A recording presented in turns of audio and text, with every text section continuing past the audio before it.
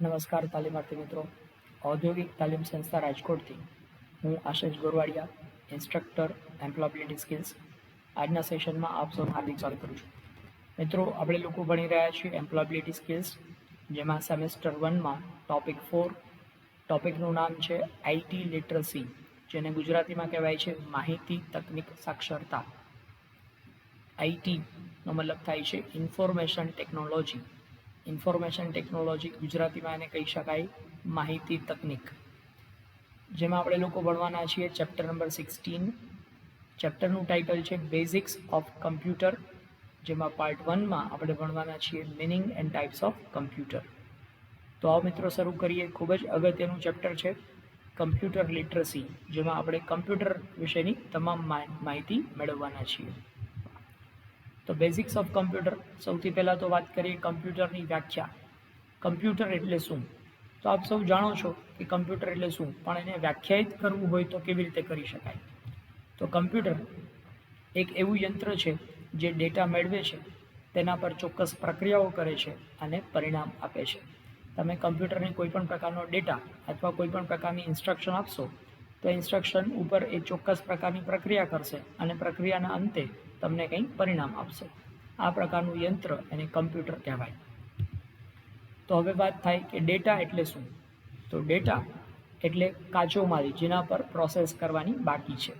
તો ડેટા એટલે એવા પ્રકારની માહિતી કે જેના ઉપર હજી પ્રોસેસ કરવાની બાકી છે, એવા પ્રકારનું જે રો મટીરિયલ તમારી પાસે છે, આ રો મટીરિયલને ડેટા તરીકે ઓળખવામાં આવે છે. દાખલા તરીકે વિદ્યાર્થીઓના જે માર્ક્સ છે, એ માર્ક્સ એમને આપણા માટે કંઈ ઉપયોગી નથી, પણ એ માર્ક્સ છે એ આપણા માટે ડેટા છે, જેનો ઉપયોગ કરીને આપણે કંઈ પણ પ્રકારનો નિર્ણય લેવા માંગતા હોઈએ તો એ નિર્ણય એ માર્ક્સનો જે ડેટા તમારી પાસે ઉપલબ્ધ હોય એના ઉપર પ્રોસેસ કરી અને તમે એને ઇન્ફોર્મેશન એટલે કે માહિતીમાં કન્વર્ટ કરી શકો. તો ડેટા એ રો મટીરિયલ છે, પણ એ રો મટીરિયલ ઉપર પ્રોસેસ કરી નાખો પછી તમારી પાસે જે પ્રાપ્ત થાય એ માહિતી કહેવાય. તો માહિતી એટલે શું? તો માહિતી એટલે પ્રોસેસ થયેલો ડેટા. વિદ્યાર્થીઓના માર્ક્સમાંથી તમારે જે જરૂરી હોય એ પ્રકારની ઇન્ફોર્મેશન તમે એમાંથી ગોતી કાઢો તો એ તમારા માટે માહિતી એટલે કે ઇન્ફોર્મેશન કહેવાય. દાખલા તરીકે વિદ્યાર્થીઓના માર્ક્સની સરેરાશ કાઢો, એટલે કે એવરેજ દરેક વિદ્યાર્થીને કેટલા માર્ક્સ આવ્યા છે, આ તમારા માટે ઉપયોગી છે, જેના ઉપયોગ ઉપરથી તમે કંઈક નિર્ણય લઈ શકો. તો વિદ્યાર્થીઓના માર્ક્સ એ તમારા માટે રો ડેટા છે, પણ એના ઉપરથી તમે એવરેજ કાઢી લીધી તો એ એવરેજ એ તમારા માટે ઇન્ફોર્મેશન એટલે કે માહિતી થઈ શકે, જેના આધાર ઉપર તમે કંઈક નિર્ણય લેવા માંગતા હોય. ત્યારબાદ કમ્પ્યુટરના કાર્યો કયા કયા છે, કમ્પ્યુટર શું કામ કરે? તો સૌથી પહેલું કામ તો ડેટાને ઇનપુટ તરીકે લેવું. મતલબ તમે કમ્પ્યુટરને જે કંઈ પણ કમાન્ડ્સ આપો છો, તમે કમ્પ્યુટરને જે ઇન્સ્ટ્રક્શન્સ આપો છો, ઇન્સ્ટ્રક્શનના આધાર ઉપર એ ડેટા છે એ પોતાની અંદર મેળવે છે. તો ડેટા મેળવવાનું કામ એ સૌથી પહેલાં કરે છે. ત્યારબાદ ડેટા અથવા સૂચનોને પોતાની મેમરીમાં સ્ટોર કરી અને જ્યારે જરૂર પડે ત્યારે તેનો ઉપયોગ કરવાનું કામ કરે છે. કમ્પ્યુટરને તમે જે કંઈ પણ ડેટા આપ્યો છે અથવા તો તમે જેને ઇન્સ્ટ્રક્શન એટલે કે સૂચનો, જેને આપણે કમ્પ્યુટરની ભાષામાં કહીએ કમાન્ડ, એ કમાન્ડ તમે આપ્યો છે તો એ પોતાની મેમરીમાં સાચવીને રાખશે અને જ્યારે જરૂર પડશે ત્યારે એ પ્રકારનું કામ તમને કરીને આપશે.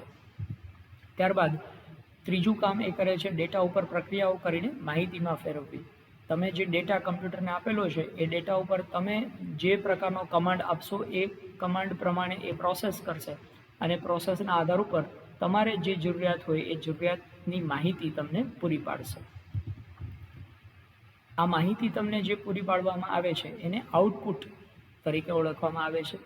તો ઇનપુટ એની ઉપર તમે કરો પ્રોસેસ અને તમને મળે આઉટપુટ.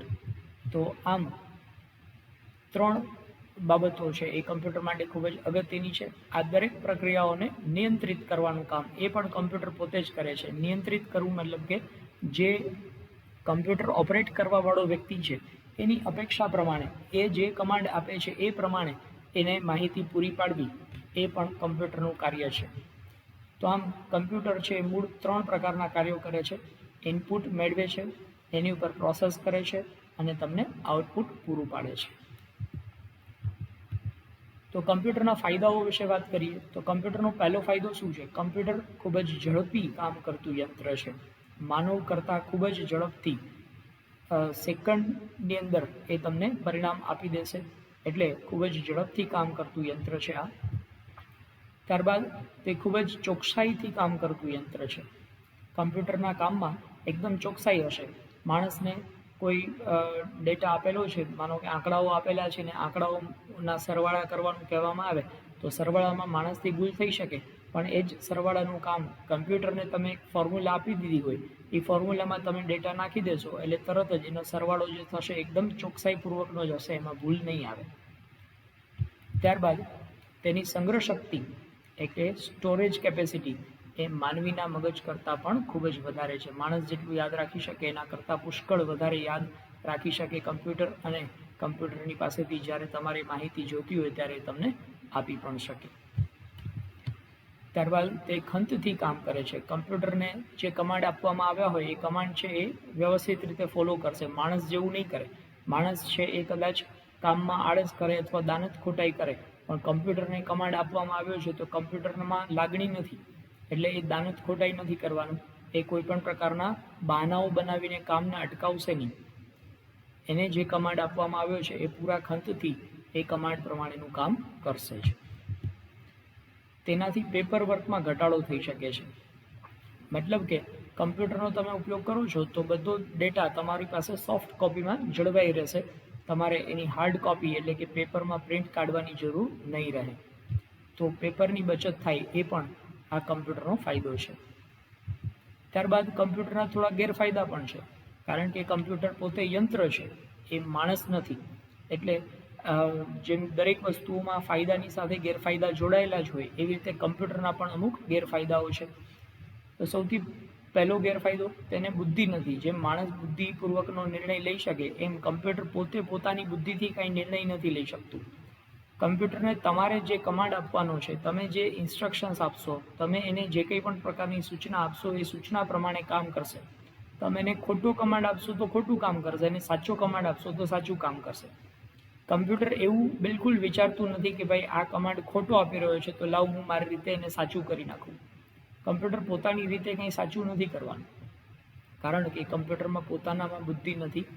તમે તમારી બુદ્ધિથી જે કમાન્ડ આપશો એ પ્રમાણેનું કાર્ય કરી આપશે. તે ચોક્કસ વાતાવરણમાં જ કામ કરે છે. કમ્પ્યુટરને ઓપરેટ કરવા માટે યોગ્ય પ્રકારનું વાતાવરણ હોવું જોઈએ. ખૂબ જ ગરમી હોય તો એવા સંજોગોમાં કમ્પ્યુટરના જે સ્પેર પાર્ટ્સ છે એ ખૂબ ગરમ થઈ જાય અને તેમાં સ્પાર્ક થઈ શકે, અથવા તો એ કામ કરતાં અટકી જાય, આવું બની શકે. તો એને અનુરૂપ હોય એવું વાતાવરણ છે એ ઊભું કરવું પડે. ત્યારબાદ તેને લાગણીઓ નથી. આપણે કીધું કે કમ્પ્યુટર એ પોતે યંત્ર છે અને યંત્રને લાગણીઓ ન હોય, બરાબર. જે માણસની અંદર લાગણીઓ છે એવી રીતે કમ્પ્યુટરમાં કોઈ લાગણી નથી.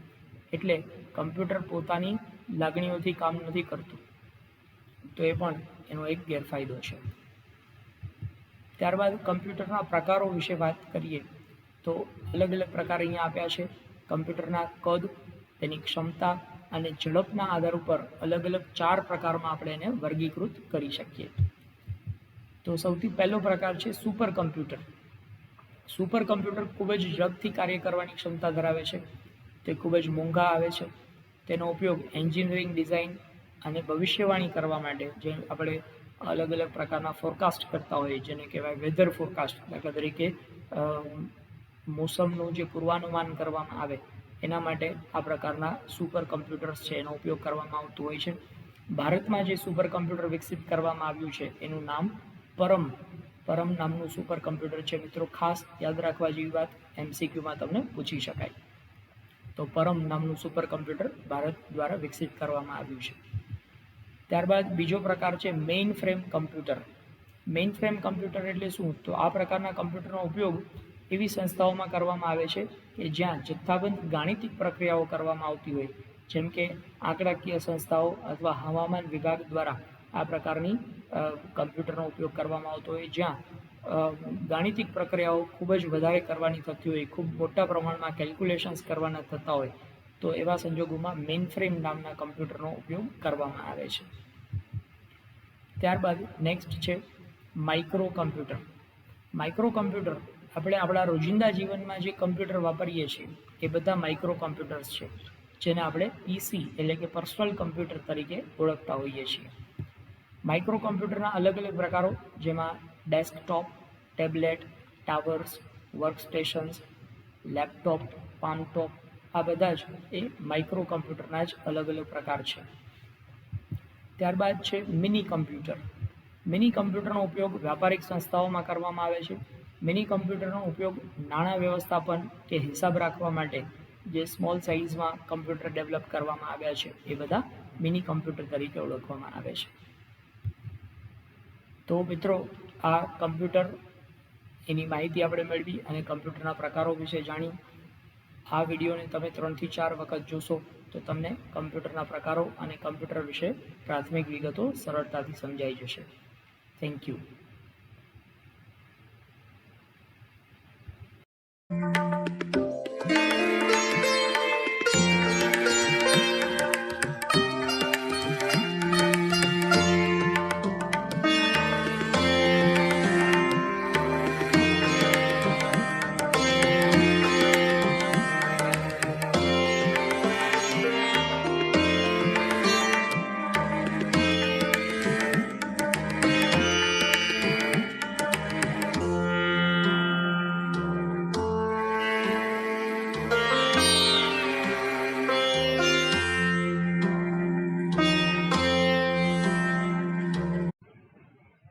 નમસ્કાર તાલીમાર્થી મિત્રો.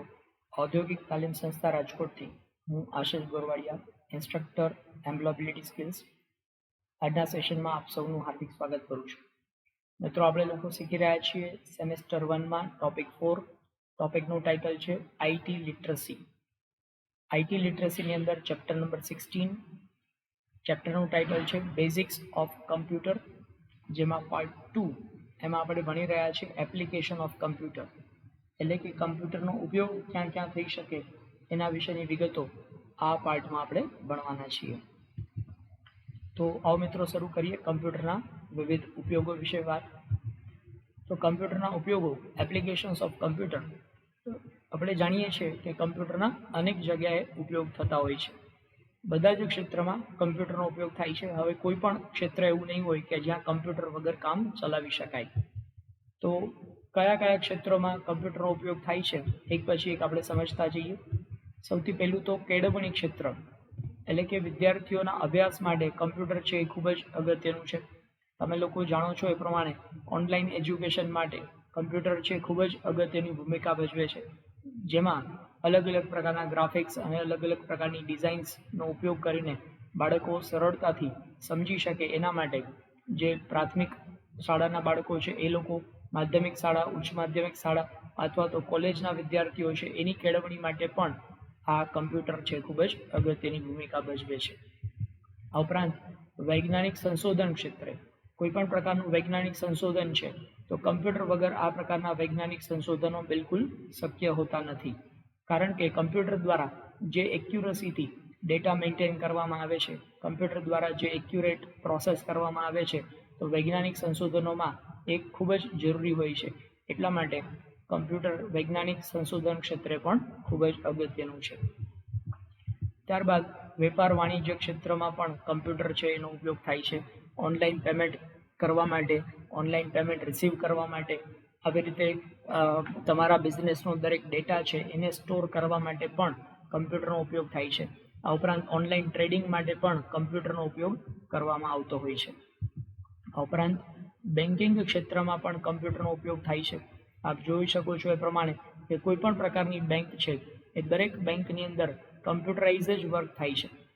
દરેક કસ્ટમરનો ડેટા છે એ બેંક કમ્પ્યુટરમાં જ સાચવે છે. એવી રીતે કસ્ટમર દ્વારા જે કંઈ પણ પ્રકારના ટ્રાન્ઝેક્શન્સ કરવામાં આવ્યા છે એ ટ્રાન્ઝેક્શનનો ડેટા પણ કમ્પ્યુટરાઇઝ જ મેન્ટેન થાય છે. તો કમ્પ્યુટર બેન્કિંગ સેક્ટરમાં પણ ખૂબ જ અગત્યની ભૂમિકા ભજવે છે. આ ઉપરાંત ઔદ્યોગિક ક્ષેત્રમાં ઉદ્યોગોનો વિકાસ કરવા માટે અલગ અલગ પ્રકારના પ્લાન્ટ્સ કે અલગ અલગ પ્રકારના પ્રોજેક્ટ શરૂ કરવા માટે એ દરેક પ્લાન્ટ કે પ્રોજેક્ટ છે એનો ડેટા મેન્ટેન કરવા માટે કમ્પ્યુટર એ ખૂબ જ ઉપયોગી નીવડે છે. આ ઉપરાંત પ્રિન્ટિંગ ક્ષેત્રમાં તમે સામાન્ય રીતે એવું જોયું હોય કે કમ્પ્યુટરમાંથી તમે પેપર ઉપર પ્રિન્ટ આપી દો તો એ કમ્પ્યુટરમાં જે કંઈ પણ ડેટા છે એ તમારા કાગળ ઉપર છપાઈને મળી શકે. આ તો એક પ્રિન્ટિંગ છે જ, સાથે સાથે બહોળા પ્રમાણમાં અલગ અલગ પ્રકારના પ્રિન્ટિંગ કરવાના હોય, મોટા મોટા હોર્ડિંગ્સનું પ્રિન્ટ કરવાનું હોય કે બેનરનું પ્રિન્ટિંગ કરવાનું હોય, કપડા ઉપર અલગ અલગ પ્રકારની ડિઝાઇન તૈયાર કરવાની હોય, તો એ બધાનું પ્રિન્ટિંગ છે એ કમ્પ્યુટરાઇઝ પ્રિન્ટિંગ જ થતું હોય છે. એટલે કમ્પ્યુટર પ્રિન્ટિંગ સેક્ટરમાં પણ ખૂબ જ અગત્યની ભૂમિકા ભજવે છે. ત્યાર ઉપરાંત ઇજનેરી ડિઝાઇન ક્ષેત્રે, ઇજનેરી ડિઝાઇન તમે લોકોએ સાંભળ્યું છે કેડ એટલે કમ્પ્યુટર એડેડ ડિઝાઇનિંગ. તો કમ્પ્યુટર એડેડ ડિઝાઇનિંગ અલગ અલગ પ્રકારનું ડિઝાઇનિંગ કરવા માટે કમ્પ્યુટરનો ઉપયોગ કરીને એમાં ડિઝાઇન તૈયાર કરવામાં આવતી હોય અને મશીન દ્વારા એ ડિઝાઇન છે એ વસ્તુ ઉપર તૈયાર કરવામાં આવતી હોય. તો આમ એન્જિનિયરિંગ ડિઝાઇનિંગના સેક્ટરમાં પણ કમ્પ્યુટર છે ખૂબ જ અગત્યની ભૂમિકા ભજવે છે. આ ઉપરાંત અવકાશ ક્ષેત્રમાં અલગ અલગ પ્રકારના સંશોધનો કરવા માટે, ગ્રહો અને ઉપગ્રહોની માહિતી મેળવવા માટે સુપર કમ્પ્યુટર્સ છે એનો ઉપયોગ થતો હોય છે. ત્યારબાદ મુસાફરી અને વાહન વ્યવહાર ક્ષેત્રે, વાહન વ્યવહારનું નિયંત્રણ કરવા માટે પણ કમ્પ્યુટર છે ખૂબ જ ઉપયોગી છે. દાખલા તરીકે તમને લોકોને ખબર છે કે તમે કોઈ ટ્રાફિક રૂલ બ્રેક કરો તો તમને તરત જ તમારા ઘરે ઈ મેમો મળી જાય છે. તો આ ઈ મેમો એ કમ્પ્યુટરાઇઝ જનરેટ થતા હોય અને કમ્પ્યુટર દ્વારા જ આ બધો જ ડેટા છે એના ઉપર વોચ રાખવામાં આવતી હોય છે. આવી રીતે રેલવે અને એરોપ્લેન્સ છે એના ટ્રાફિકનું સંચાલન પણ કમ્પ્યુટર દ્વારા જ થતું હોય છે. આ ઉપરાંત સંદેશા વ્યવહાર ક્ષેત્રમાં પણ કમ્પ્યુટર છે ખૂબ જ અગત્યનું છે. એક જગ્યાએથી બીજી જગ્યાએ સંદેશો મોકલવો છે, દાખલા તરીકે તમારે ઈમેલનો ઉપયોગ કરવો છે તો એમાં પણ કમ્પ્યુટરનો ઉપયોગ થશે. આ ઉપરાંત તમારે કોઈ જગ્યાએ મની ઓર્ડર મોકલવો છે, ઇન્સ્ટન્ટ મની ઓર્ડર મોકલવા માટે પણ કમ્પ્યુટરનો ઉપયોગ કરીને તમે મની ઓર્ડર મોકલી શકો છો. આ ઉપરાંત તમારે તાત્કાલિક કોઈ જગ્યાએ ઇન્ફોર્મેશન મોકલવી છે તો ટેક્સ્ટ મેસેજનો ઉપયોગ કરીને પણ તમે એ કમ્પ્યુટરના માધ્યમથી સંદેશો પહોંચાડી શકો છો. આ ઉપરાંત કમ્પ્યુટર છે મનોરંજન ક્ષેત્રમાં પણ ખૂબ જ અગત્યની ભૂમિકા ભજવે છે. કમ્પ્યુટર દ્વારા જ બધા પ્રોગ્રામનું સેટિંગ ગોઠવાતું હોય છે, કમ્પ્યુટર દ્વારા જ એ બધા પ્રોગ્રામ છે એનું પ્રોસેસિંગ થતું હોય છે, કમ્પ્યુટર દ્વારા જ અલગ અલગ પ્રકારના કાર્ટૂન્સ અને એનિમેશન્સ બનાવી શકાતા હોય છે. તો મનોરંજન ક્ષેત્રમાં પણ કમ્પ્યુટર છે ખૂબ જ અગત્યની ભૂમિકા ભજવે છે. આમ મિત્રો, આપણે જોયું એ પ્રમાણે કમ્પ્યુટર એ વિવિધ ક્ષેત્રોમાં ખૂબ જ અગત્યની ભૂમિકા ભજવે છે. Thank you.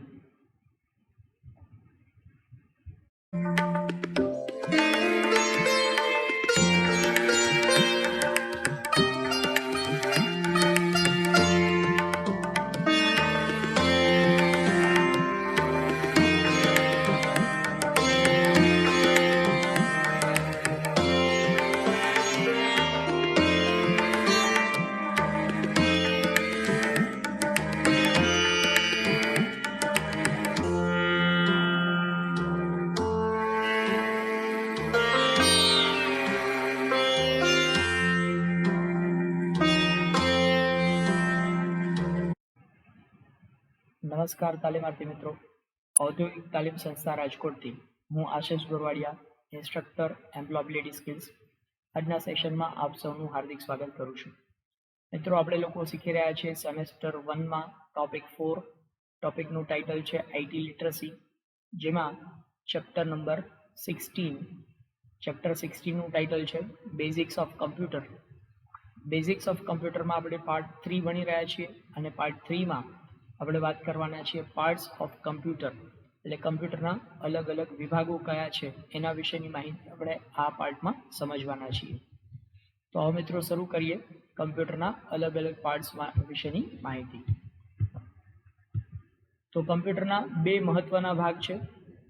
એક ભાગ જેને કહેવાય હાર્ડવેર અને બીજો ભાગ છે એને કહેવાય સોફ્ટવેર. હાર્ડવેર એટલે કમ્પ્યુટરના એવા ભાગ કે જેને તમે જોઈ શકો છો અને સ્પર્શ પણ કરી શકો છો. દાખલા તરીકે કીબોર્ડ, માઉસ, મોનિટર, સીડી, મધરબોર્ડ, આ બધા જ કમ્પ્યુટર માટે હાર્ડવેરની ભૂમિકા ભજવે છે. ત્યારબાદ સોફ્ટવેર. સોફ્ટવેર એટલે કમ્પ્યુટરના એવા તાર્કિક ભાગ કે જેને તમે જોઈ શકો છો પણ સ્પર્શ કરી શકતા નથી. દાખલા તરીકે ડાઉનલોડ કરેલી ફાઇલ, કોઈ સંગીતની ફાઇલ છે, કોઈ પ્રેઝન્ટેશન છે, કોઈ ડોક્યુમેન્ટ્સ છે જે કમ્પ્યુટરમાં સેવ કરેલું છે, જે તમને દેખાય છે, પરંતુ એક પ્રોગ્રામના સ્વરૂપમાં છે. તમે એને પકડી નથી શકતા, એને તમે સ્પર્શ નથી કરી શકતા. તો હવે આપણે સોફ્ટવેર અને હાર્ડવેર બે વાત કીધી. તો સોફ્ટવેર છે એના પણ અલગ અલગ પ્રકારો હોય છે. સોફ્ટવેરના મૂળ બે પ્રકારો છે. એક છે સિસ્ટમ સોફ્ટવેર. સિસ્ટમ સોફ્ટવેર એટલે શું? તો કે સિસ્ટમ સોફ્ટવેર કમ્પ્યુટરના હાર્ડવેર અને યુઝર એપ્લિકેશન વચ્ચે માધ્યમનું કામ કરે છે. સિસ્ટમ સોફ્ટવેરને હાર્ડવેર અને એપ્લિકેશન પ્રોગ્રામને ચલાવવા માટે બનાવવામાં આવ્યા હોય છે. તો તમારા કમ્પ્યુટરમાં જે અલગ અલગ પ્રકારના પ્રોગ્રામ ચાલે છે, એ પ્રોગ્રામ્સ ચલાવવા માટે જે સોફ્ટવેર બનાવવામાં આવેલા હોય, એ સોફ્ટવેરને આપણે સિસ્ટમ સોફ્ટવેર તરીકે ઓળખીએ છીએ. દાખલા તરીકે વિન્ડોઝ 7 છે, લિનક્સ છે, વિન્ડોઝ 10 છે, આ અલગ અલગ પ્રકારના સિસ્ટમ સોફ્ટવેર છે જેનો ઉપયોગ કરીને આપણે આપણા કમ્પ્યુટરમાં અલગ અલગ પ્રકારના કાર્યો કરી શકીએ. ત્યારબાદ છે એપ્લિકેશન સોફ્ટવેર. એપ્લિકેશન સોફ્ટવેર એટલે શું? તો application software end user program છે. એન્ડ યુઝર પ્રોગ્રામ તરીકે ઓળખવામાં આવે છે કારણ કે આનો ઉપયોગ યુઝર પોતાના અલગ અલગ પ્રકારના કાર્યો કરવા માટે કરી શકે. જેમ કે કાગળ લખવા માટે, ડેટાબેઝ તૈયાર કરવા માટે, અલગ અલગ જે કાર્યો છે એના માટે જે સોફ્ટવેરનો ઉપયોગ થાય છે એને એપ્લિકેશન સોફ્ટવેર કહેવાય. દાખલા તરીકે અહીંયા MS ઓફિસ. તો MS ઓફિસ એના અલગ અલગ પાર્ટ્સ, દાખલા તરીકે તમને MS વર્ડ ખબર છે, કંઈક લેટર ટાઈપ કરવું હોય તો આપણે MS વર્ડનો ઉપયોગ કરીએ. એવી રીતે પ્રેઝન્ટેશન તૈયાર કરવું હોય તો MS પાવરપોઈન્ટનો ઉપયોગ આપણે કરતા હોઈએ છીએ. એવી રીતે કોઈ ડેટા સ્ટોર કરવો હોય, એના ઉપર ગણતરી કરવી હોય તો MS એક્સેલનો આપણે ઉપયોગ કરીએ છીએ. તો એ બધા એન્ડ યુઝર પ્રોગ્રામ છે. એવી રીતે ટેલી, અકાઉન્ટિંગનો કંઈક આપણે કામ હોય તો અકાઉન્ટિંગ માટેનો ટેલી સોફ્ટવેર છે એનો આપણે ઉપયોગ કરીએ છીએ. તો આમ એન્ડ યુઝરને જે પ્રકારની જરૂરિયાત છે એ પ્રકારે તમને કામ આપે એવા સોફ્ટવેર એને આપણે એપ્લિકેશન સોફ્ટવેર તરીકે ઓળખીએ છીએ. ત્યારબાદ કમ્પ્યુટરમાં ઉદ્ભવતી જે અલગ અલગ પ્રક્રિયાઓ છે એને આ ચાર્ટના માધ્યમથી આપણે સરળતાથી સમજી શકીએ. કમ્પ્યુટરમાં કઈ પ્રક્રિયાઓ થાય? તો સૌથી પહેલાં તો કમ્પ્યુટરને આપણે કંઈ ઇનપુટ એટલે કંઈ પણ ડેટા કે કંઈ પણ કમાન્ડ એને આપીએ. કમ્પ્યુટરને તમે જે કંઈ પણ કમાન્ડ આપો છો એ કમાન્ડ ઉપર એ પ્રોસેસ કરે છે. પ્રોસેસ કરવા માટે જે કમ્પ્યુટરનું દિમાગ કહી શકાય એને કહેવાય છે CPU. CPU એને કહેવાય છે સેન્ટ્રલ પ્રોસેસિંગ યુનિટ. આ સેન્ટ્રલ પ્રોસેસિંગ યુનિટ છે એના મૂળ 3 ભાગ હોય છે. એમાંનું પહેલું ભાગ છે એને કંટ્રોલ યુનિટ કહેવાય. બીજો ભાગ છે ALU જેને કહેવાય છે એરિથમેટિક એન્ડ લોજિક યુનિટ, અને ત્રીજું છે મેમરી યુનિટ. તો આ ત્રણની અંદર પ્રક્રિયાઓ થાય અને પ્રક્રિયા કર્યા પછી આપણને કંઈક આઉટપુટ મળે. તો આપણે જે કમાન્ડ આપ્યો છે એ કમાન્ડ પ્રમાણેનું આઉટપુટ આપણને એ પ્રાપ્ત થશે. તો આમ મૂળ 3 ભાગમાં કમ્પ્યુટરની પ્રક્રિયાઓને આપણે વહેંચી શકીએ. હવે વાત કરીએ છીએ કમ્પ્યુટર નેટવર્ક. કમ્પ્યુટર નેટવર્ક એટલે શું? તો કે એક કમ્પ્યુટરને બીજા ઘણા બધા કમ્પ્યુટરની સાથે જોડવાની જે પ્રક્રિયા છે એને કમ્પ્યુટર નેટવર્ક તરીકે ઓળખવામાં આવે. તો કમ્પ્યુટર નેટવર્ક એટલે 2 કે તેથી વધુ કમ્પ્યુટરનો સમૂહ જે એકબીજા સાથે ડેટા શેર કરવા માટે જોડાયેલા હોય છે. કમ્પ્યુટર એકબીજા સાથે વાયરથી અથવા વાયર વગર પણ જોડાયેલા હોઈ શકે.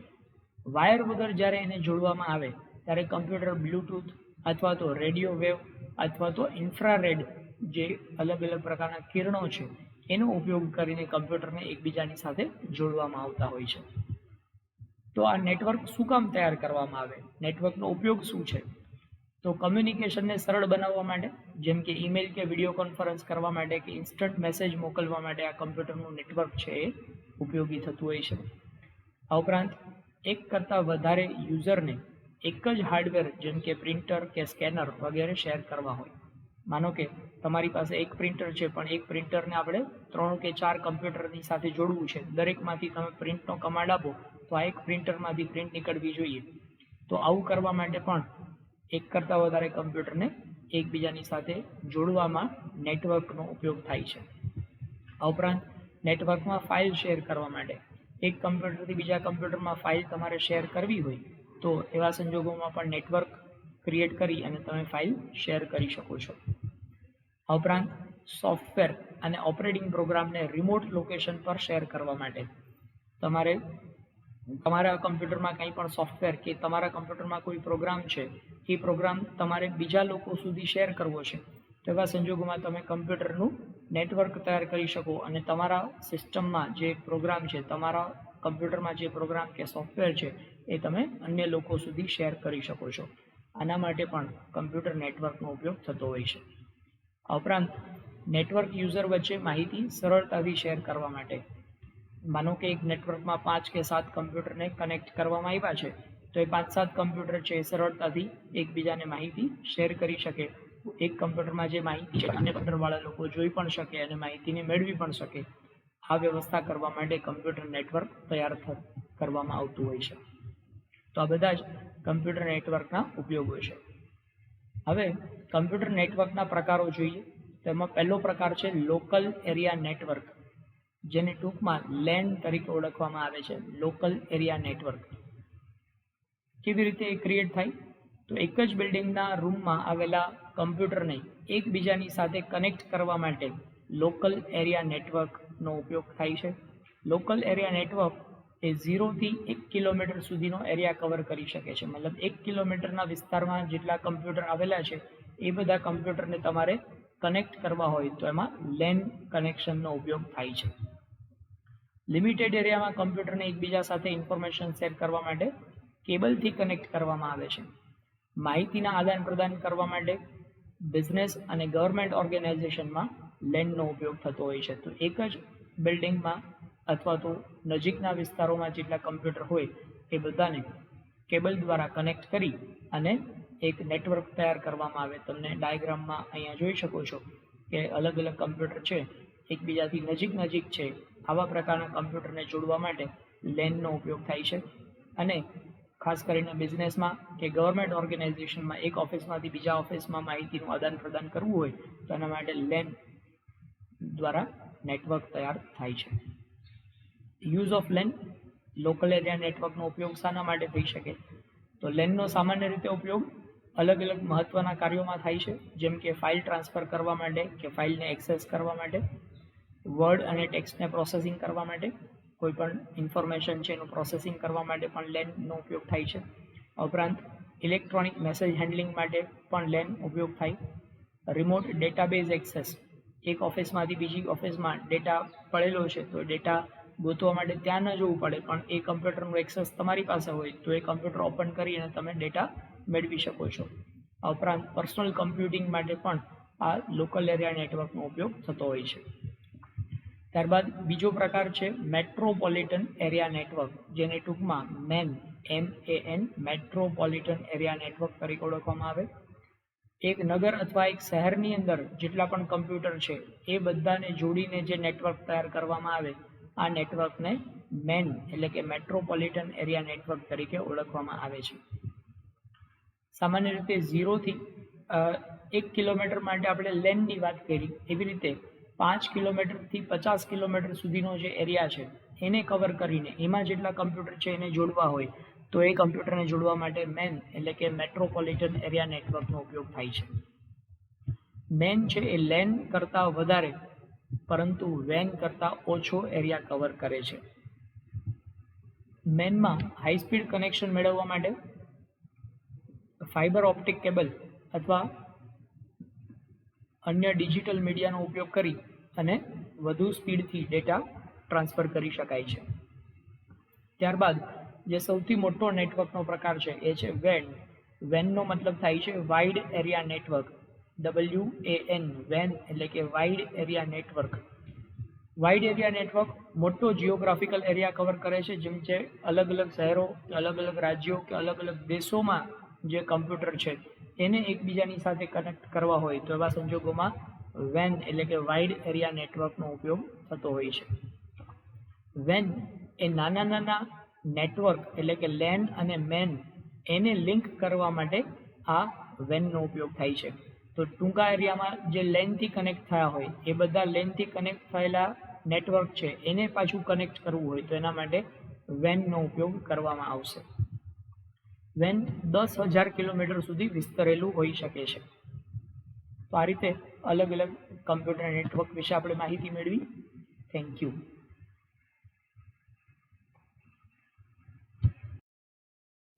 નમસ્કાર તાલીમાર્થી મિત્રો. ઔદ્યોગિક તાલીમ સંસ્થા રાજકોટથી હું આશિષ ગોરવાડિયા, ઇન્સ્ટ્રક્ટર એમ્પ્લોયબિલિટી સ્કિલ્સ. આજના સેશનમાં આપ સૌનું હાર્દિક સ્વાગત કરું છું. મિત્રો, આપણે લોકો શીખી રહ્યા છીએ સેમેસ્ટર 1માં ટોપિક 4. ટોપિકનું ટાઇટલ છે આઈટી લિટરસી, જેમાં ચેપ્ટર 16નું નામ છે બેઝિક્સ ઓફ કમ્પ્યુટર. જેના પાર્ટ 4માં આપણે લોકો શીખવાના છીએ ઇનપુટ ડિવાઇસીસ ઓફ કમ્પ્યુટર. મતલબ કે કમ્પ્યુટરમાં ડેટા એન્ટર કરવા માટે, કમ્પ્યુટરને કોઈ પણ પ્રકારની સૂચના આપવા માટે જે પ્રકારના સાધનોનો ઉપયોગ થાય એ બધા સાધનોને ઇનપુટ ડિવાઇસ તરીકે ઓળખવામાં આવે છે. તો આ મિત્રો સમજીએ અલગ અલગ પ્રકારના ઇનપુટ ડિવાઇસીસ. તો કમ્પ્યુટરને માહિતી કે સૂચના આપતા ભાગોને ઇનપુટ ડિવાઇસ તરીકે ઓળખવામાં આવે છે. કેટલીક મહત્વની ઇનપુટ ડિવાઇસ જે અહીંયા તમારી સામે ચિત્રમાં આપેલી છે, આ દરેક પ્રકારના ડિવાઇસ છે એને ઇનપુટ ડિવાઇસ તરીકે ઓળખવામાં આવે છે. આપણે લોકો દરેક ડિવાઇસને વિગતસર એક પછી એક સમજતા જઈએ. તો સૌથી પહેલું ઇનપુટ ડિવાઇસ છે કીબોર્ડ. કીબોર્ડ કમ્પ્યુટરનું મુખ્ય ઇનપુટ ડિવાઇસ છે, જે ઇલેક્ટ્રિક ટાઈપરાઇટર જેવું હોય છે, પણ ટાઈપરાઇટર કરતાં થોડીક વધારાની કી આવેલી હોય છે. આધુનિક કીબોર્ડની રચના ક્રિસ્ટોફર લેથમ સોલ્સ, મિત્રો નામ ખાસ યાદ રાખજો, ક્રિસ્ટોફર લેથમ સોલ્સ ના દ્વારા બનાવવામાં આવેલી છે. એમણે જે ટાઈપરાઇટર બનાવેલું હતું, એમના ટાઈપરાઇટર ઉપરથી આધુનિક કીબોર્ડ છે એની રચના કરવામાં આવેલી છે. 1968માં આ કીબોર્ડ છે એનું પેટન્ટ કરાવવામાં આવ્યું હતું. કીબોર્ડ ઉપર 102 થી 104 કી આવેલી હોય છે, જેની મદદથી તમે કોઈ પણ પ્રકારના અક્ષરો, આંકડાઓ, ચિહ્નો વગેરે આપણે લખી શકીએ છીએ. કીબોર્ડ પર આવેલા જે બટન છે, આ બટનને કી તરીકે ઓળખવામાં આવે છે. દરેક કી પર અક્ષર, નંબર કે ચિહ્નો પ્રિન્ટ થયેલા હોય છે. જ્યારે પણ કોઈ કીથી લખવામાં આવે ત્યારે તમે તેને મોનિટર ઉપર જોઈ શકો છો. તમે કીબોર્ડમાં કોઈ પણ કી પ્રેસ કરશો તો એની ઇફેક્ટ છે તમને મોનિટર ઉપર એ અક્ષર લખેલો દેખાશે. કીબોર્ડ પર નીચે મુજબની અલગ અલગ કી આપવામાં આવેલી હોય છે. તો આપણે જોઈએ કયા કયા પ્રકારની કી જોવા મળે છે. સૌથી પહેલું છે ફંક્શન કી. કીબોર્ડ ઉપર F1 થી F12 સુધી ફંક્શન કી આવેલી હોય છે. દરેક ફંક્શન કી અલગ અલગ કાર્યો કરે છે. દાખલા તરીકે તમે જોઈ શકો છો અહીંયા ફંક્શન કીનો સિમ્બોલ. ઉદાહરણ તરીકે આપણે જોઈએ તો F5 એ કમ્પ્યુટરને રિફ્રેશ કરવા માટેની કી તરીકે ઓળખવામાં આવે છે. આમ દરેક ફંક્શન કી છે એનું અલગ અલગ કાર્ય છે. ત્યારબાદ number key. Number key 0 to 9 numbers એમાં આપેલા હોય છે. એક કેલ્ક્યુલેટર જેવો આકાર તમને કીબોર્ડ ઉપર દેખાશે. આમ 0 થી 9 સુધીના નંબર્સ એ કીબોર્ડમાં ઉમેરવામાં આવેલા હોય છે. ત્યારબાદ છે લેટર કી. લેટર કીમાં A થી Z સુધીના 26 જે આલ્ફાબેટ્સ છે, 26 મૂળાક્ષરો છે, આ અલગ અલગ 3 પંક્તિઓમાં ગોઠવવામાં આવેલા હોય છે. જેમાં પહેલી પંક્તિમાં QWERT YUIOP આમ 10 મૂળાક્ષરો આવેલા હોય છે. બીજી પંક્તિમાં બીજા 9 મૂળાક્ષરો ASDFG અને HJKL આ 9 મૂળાક્ષરો બીજી પંક્તિમાં હોય છે. અને ત્રીજી પંક્તિની અંદર ZXCVB NM આ 7 મૂળાક્ષરો ત્રીજી પંક્તિમાં આવેલા હોય છે. તો આમ A to Z આલ્ફાબેટ્સ એ પણ કીબોર્ડની અંદર આપેલા છે. આ ઉપરાંત સિમ્બોલ કી. અલગ અલગ પ્રકારના ચિહ્નો દર્શાવવા માટે લેટર કીની જમણી બાજુએ અલગ અલગ પ્રકારના સિમ્બોલ્સ હોય છે, જેમાં આપણે જોઈ શકીએ છીએ સેમિકોલન હોય છે, પછી આ કોલન કહેવાય, inverted comma, double inverted comma છે આ, એવી રીતે સિંગલ ઇન્વર્ટેડ કોમા આવે, પછી કોમાની નિશાની પણ આવે, લેસ ધેનની નિશાની અને ગ્રેટર ધેનની નિશાની, આ અલગ અલગ પ્રકારની નિશાનીઓ સિમ્બોલ કીમાં આવેલી છે. આ ઉપરાંત ખાસ પ્રકારના ચિહ્નો જેમ કે @ની નિશાની છે, હેશટેગની નિશાની છે, એક્સક્લેમેટરી માર્ક છે, પર્સન્ટેજ સાઇન છે, પછી આ રીતે એસ્ટરિક જેને કહેવાય ફૂદડી જે આપણે કહીએ એસ્ટરિક ઇંગ્લિશમાં કહેવાય, આ અલગ અલગ ચિહ્નો છે જે શિફ્ટ કીની મદદથી આપણે લખી શકીએ છીએ. આ ઉપરાંત એરો કી. કર્સરને ડાબી બાજુ, જમણી બાજુ, ઉપર કે નીચે મૂવ કરવા માટે આ પ્રમાણે એરો કી આપેલી હોય છે. આ ઉપરાંત અલગ અલગ પ્રકારની સ્પેશિયલ કી એ પણ કીબોર્ડમાં આપવામાં આવેલી હોય છે, જેમ કે એસ્કેપ કી છે, કેપ્સ લોક, એન્ટર માટેની કી, શિફ્ટ માટે, control, alter, tab, page up, page down, home માટેની કી, એન્ડ કી, ઇન્સર્ટ કી, ડિલીટ કી, પાસ કી, નમલોક જે નંબર સિસ્ટમ છે એને આપણે લોક કરી શકીએ એના માટે, સ્ક્રોલ લોકની કી આપેલી હોય, પ્રિન્ટ સ્ક્રીન માટેની કી છે, અને આ બધી જ અલગ અલગ પ્રકારની સ્પેશિયલ કી પણ કીબોર્ડની અંદર આપવામાં આવેલી હોય છે. ત્યારબાદ કીબોર્ડના જે પોર્ટની વાત કરીએ તો અલગ અલગ પ્રકારના પોર્ટના આધાર ઉપર એની સ્પીડ નક્કી થતી હોય છે. PS/2 આ પોર્ટમાં કીબોર્ડની ડેટા ટ્રાન્સફર કરવાની જે સ્પીડ છે એ 115 kbps એટલે કે 115 કિલોબાઇટ પર સેકન્ડની એ સ્પીડ ધરાવે છે. સિરિયલ પોર્ટ જો હોય તો સિરિયલ પોર્ટ ડેટા ટ્રાન્સફર કરવાની સ્પીડ છે એ 115 kbps ધરાવે છે. USB પોર્ટ હોય તો USB પોર્ટમાં ડેટા ટ્રાન્સફર કરવાની સ્પીડ 400 kbps છે. વાયરલેસ પોર્ટ હોય તો એમાં ડેટા ટ્રાન્સફર કરવા માટેની સ્પીડ છે 600 kbps જેટલી હોય છે. ત્યારબાદનું નેક્સ્ટ ઇનપુટ ડિવાઇસ છે માઉસ. માઉસ ઇનપુટ ડિવાઇસ છે. કમ્પ્યુટર સ્ક્રીન પર રહેલી વસ્તુઓ પર કર્સર લઈ જવા માટે માઉસનો ઉપયોગ થાય છે. સીધી સપાટી પર માઉસને ફેરવવામાં આવે તો એરો જે છે, કર્સર છે, એ તમે જે જગ્યાએ લઈ જવા માંગો છો સ્ક્રીન પર એ જગ્યાએ આવી શકશે. વસ્તુને પસંદ કરવા માટે કે ખસેડવા માટે માઉસનું બટન દબાવવામાં આવે છે, તેને ક્લિક કહેવામાં આવે છે. માઉસની શોધ 1964માં ડગલસ એન્જલબર્ટે માઉસની શોધ કરેલી હતી. માઉસ 4 પ્રકારના હોય છે. સૌથી પહેલું જે છે એને કહેવાય છે મિકેનિકલ માઉસ. મિકેનિકલ માઉસનું બીજું નામ બોલ માઉસ પણ છે, કારણ કે બોલ માઉસમાં કર્સરને મૂવ કરવા માટે બોલ એટલે કે નાના દડાનો ઉપયોગ થાય છે, અને આ બોલનો ઉપયોગ થતો હોવાથી તેને બોલ માઉસ તરીકે ઓળખવામાં આવે છે.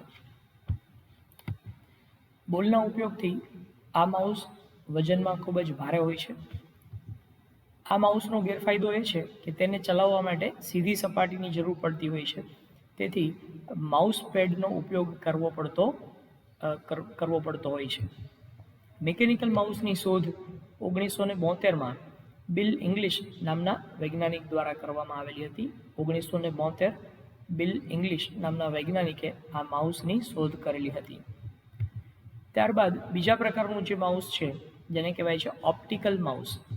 ઓપ્ટિકલ માઉસમાં બોલની જગ્યાએ LED લાઇટ એનો ઉપયોગ કરવામાં આવે છે. આપ જોઈ શકો છો ચિત્રની અંદર અહીંયા LED લાઇટ હોય છે જે સેન્સર તરીકે કામ કરે છે, અને DSP જેને કહેવાય છે ડિજિટલ સિગ્નલ પ્રોસેસિંગ, આનો ઉપયોગ કરીને આ માઉસ તૈયાર કરવામાં આવેલું હોય છે.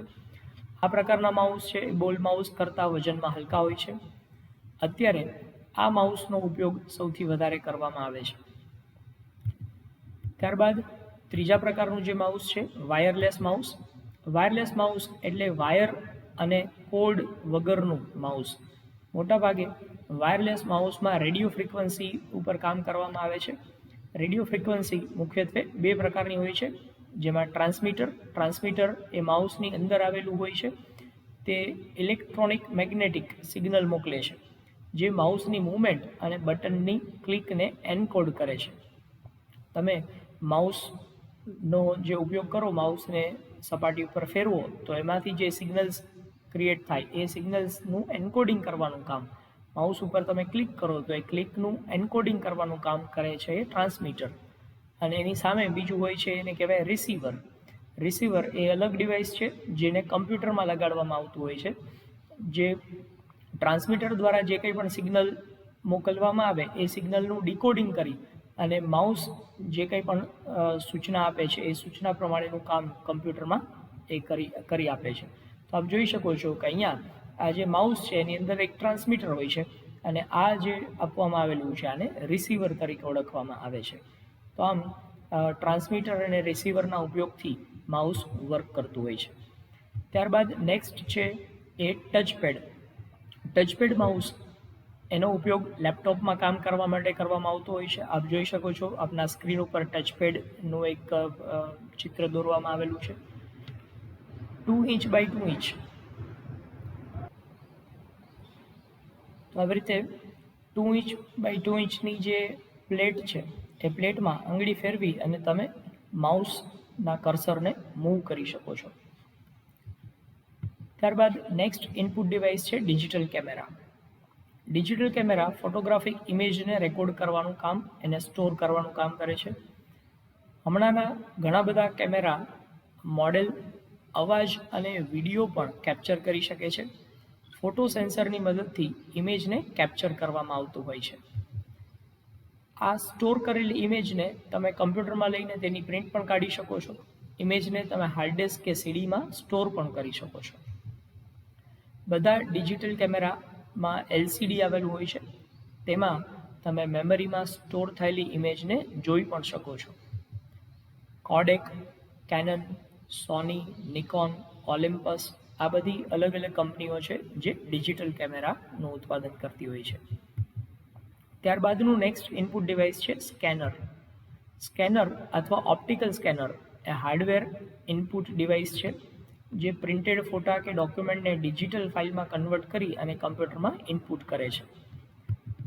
સ્કેનર એ કમ્પ્યુટર સાથે યુએસબી ફાયરવાયર પેરેલલ કે SCSI નામનો જે પોર્ટ છે આ પોર્ટની મદદથી કમ્પ્યુટરની સાથે જોડવામાં આવતું હોય છે. સ્કેનરના અલગ અલગ પ્રકારો છે જેમાં શીટ ફેડ સ્કેનર. આ એવું સ્કેનર છે જે પેપરને તેમાં નાખીને સ્કેન કરે છે અને તેને શીટ ફેડ સ્કેનર તરીકે ઓળખવામાં આવે છે. એટલે તમારે જે પેપરને સ્કેન કરવું હોય તે પેપરને સ્કેનરની અંદર ઇન્સર્ટ કરવું પડે એટલા માટે એનું નામ છે શીટ ફેડ સ્કેનર. ત્યારબાદ બીજું સ્કેનર છે એને કહેવાય છે હેન્ડ હેલ્ડ સ્કેનર.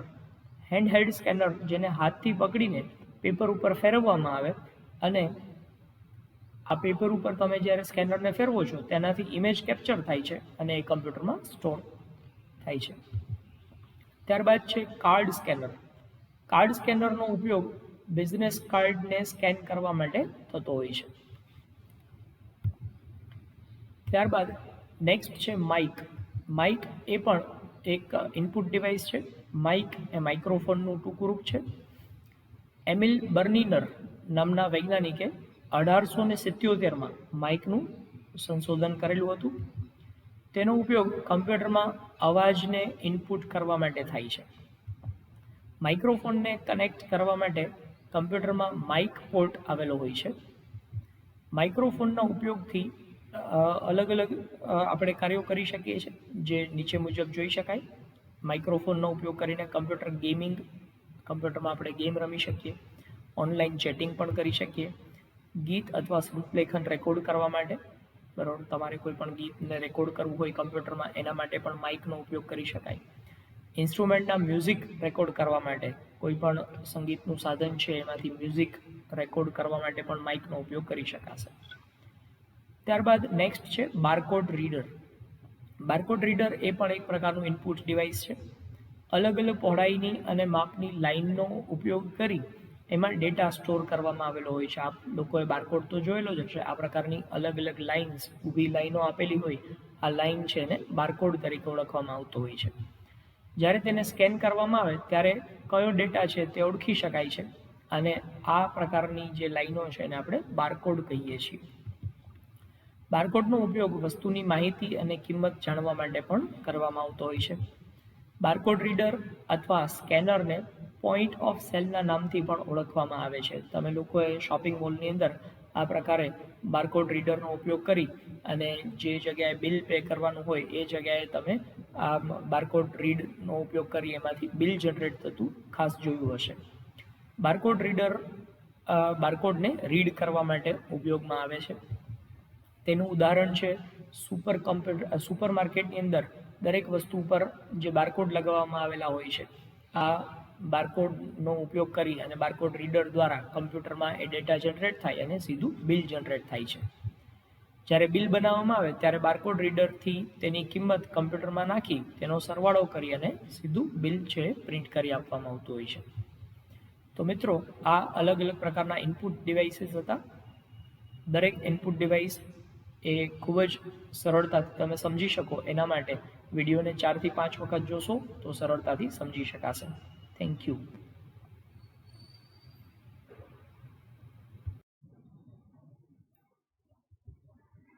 અને આ બોલનો ઉપયોગ થતો હોવાથી તેને બોલ માઉસ તરીકે ઓળખવામાં આવે છે.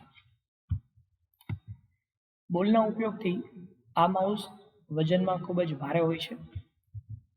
આ માઉસનો ગેરફાયદો એ છે કે તેને ચલાવવા માટે સીધી સપાટીની જરૂર પડતી હોય છે. તેથી માઉસ પેડનો ઉપયોગ કરવો પડતો હોય છે. મિકેનિકલ માઉસની શોધ 1972માં બિલ ઇંગ્લિશ નામના વૈજ્ઞાનિક દ્વારા કરવામાં આવેલી હતી. 1972 બિલ ઇંગ્લિશ નામના વૈજ્ઞાનિકે આ માઉસની શોધ કરેલી હતી. ત્યારબાદ બીજા પ્રકારનું જે માઉસ છે જેને કહેવાય છે ઓપ્ટિકલ માઉસ. ઓપ્ટિકલ માઉસમાં બોલની જગ્યાએ એલઈડી લાઇટ એનો ઉપયોગ કરવામાં આવે છે. આપ જોઈ શકો છો ચિત્રની અંદર અહીંયા એલઈડી લાઇટ હોય છે જે સેન્સર તરીકે કામ કરે છે અને ડીએસપી જેને કહેવાય છે ડિજિટલ સિગ્નલ પ્રોસેસિંગ આનો ઉપયોગ કરીને આ માઉસ તૈયાર કરવામાં આવેલું હોય છે. આ પ્રકારના માઉસ છે બોલ માઉસ કરતાં વજનમાં હલકા હોય છે. અત્યારે આ માઉસનો ઉપયોગ સૌથી વધારે કરવામાં આવે છે. ત્યારબાદ ત્રીજા પ્રકારનું જે માઉસ છે વાયરલેસ માઉસ.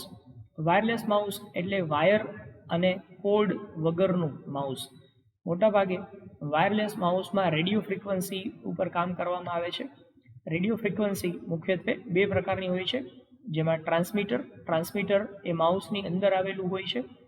તે ઇલેક્ટ્રોનિક મેગ્નેટિક સિગ્નલ મોકલે છે જે માઉસની મૂવમેન્ટ અને બટનની ક્લિકને એન્કોડ કરે છે. તમે માઉસનો જે ઉપયોગ કરો, માઉસને સપાટી ઉપર ફેરવો તો એમાંથી જે સિગ્નલ્સ ક્રિએટ થાય એ સિગ્નલ્સનું એન્કોડિંગ કરવાનું કામ, માઉસ ઉપર તમે ક્લિક કરો તો એ ક્લિકનું એન્કોડિંગ કરવાનું કામ કરે છે એ ટ્રાન્સમીટર. અને એની સામે બીજું હોય છે એને કહેવાય રિસીવર. રિસીવર એ અલગ ડિવાઇસ છે જેને કમ્પ્યુટરમાં લગાડવામાં આવતું હોય છે. જે ટ્રાન્સમીટર દ્વારા જે કંઈ પણ સિગ્નલ મોકલવામાં આવે એ સિગ્નલનું ડીકોડિંગ કરી અને માઉસ જે કંઈ પણ સૂચના આપે છે એ સૂચના પ્રમાણેનું કામ કમ્પ્યુટરમાં એ કરી આપે છે. તો આપ જોઈ શકો છો કે અહીંયા આ જે માઉસ છે એની અંદર એક ટ્રાન્સમીટર હોય છે અને આ જે આપવામાં આવેલું છે આને રિસીવર તરીકે ઓળખવામાં આવે છે. તો આમ ટ્રાન્સમીટર અને રિસીવરના ઉપયોગથી માઉસ વર્ક કરતું હોય છે. ત્યારબાદ નેક્સ્ટ છે એ ટચપેડ. ટચપેડ માઉસ એનો ઉપયોગ લેપટોપમાં કામ કરવા માટે કરવામાં આવતો હોય છે. આપ જોઈ શકો છો આપના સ્ક્રીન ઉપર ટચપેડનું એક ચિત્ર દોરવામાં આવેલું છે. 2 ઇંચ બાય 2 ઇંચ. આવી રીતે 2 ઇંચ બાય 2 ઇંચની જે પ્લેટ છે એ પ્લેટમાં આંગળી ફેરવી અને તમે માઉસના કર્સરને મૂવ કરી શકો છો. ત્યારબાદ નેક્સ્ટ ઇનપુટ ડિવાઇસ છે digital camera. Digital camera photographic ઇમેજને રેકોર્ડ કરવાનું કામ, એને સ્ટોર કરવાનું કામ કરે છે. હમણાંના ઘણા બધા કેમેરા મોડેલ અવાજ અને વિડીયો પણ કેપ્ચર કરી શકે છે. ફોટો સેન્સરની મદદથી ઇમેજને કેપ્ચર કરવામાં આવતું હોય છે. આ સ્ટોર કરેલી ઇમેજને તમે કમ્પ્યુટરમાં લઈને તેની પ્રિન્ટ પણ કાઢી શકો છો. ઇમેજને તમે હાર્ડ ડિસ્ક કે સીડીમાં સ્ટોર પણ કરી શકો છો. બધા ડિજિટલ કેમેરામાં એલસીડી આવેલું હોય છે. તેમાં તમે મેમરીમાં સ્ટોર થયેલી ઇમેજને જોઈ પણ શકો છો. કોડેક, કેનન, સોની, નિકોન, ઓલિમ્પસ આ બધી અલગ અલગ કંપનીઓ છે જે ડિજિટલ કેમેરાનું ઉત્પાદન કરતી હોય છે. ત્યારબાદનું નેક્સ્ટ ઇનપુટ ડિવાઇસ છે સ્કેનર. સ્કેનર અથવા ઓપ્ટિકલ સ્કેનર એ હાર્ડવેર ઇનપુટ ડિવાઇસ છે જે પ્રિન્ટેડ ફોટા કે ડોક્યુમેન્ટને ડિજિટલ ફાઇલમાં કન્વર્ટ કરી અને કમ્પ્યુટરમાં ઇનપુટ કરે છે. સ્કેનર એ કમ્પ્યુટર સાથે યુએસબી ફાયરવાયર પેરેલલ કે SCSI નામનો જે પોર્ટ છે આ પોર્ટની મદદથી કમ્પ્યુટરની સાથે જોડવામાં આવતું હોય છે. સ્કેનરના અલગ અલગ પ્રકારો છે જેમાં શીટ ફેડ સ્કેનર. આ એવું સ્કેનર છે જે પેપરને તેમાં નાખીને સ્કેન કરે છે અને તેને શીટ ફેડ સ્કેનર તરીકે ઓળખવામાં આવે છે.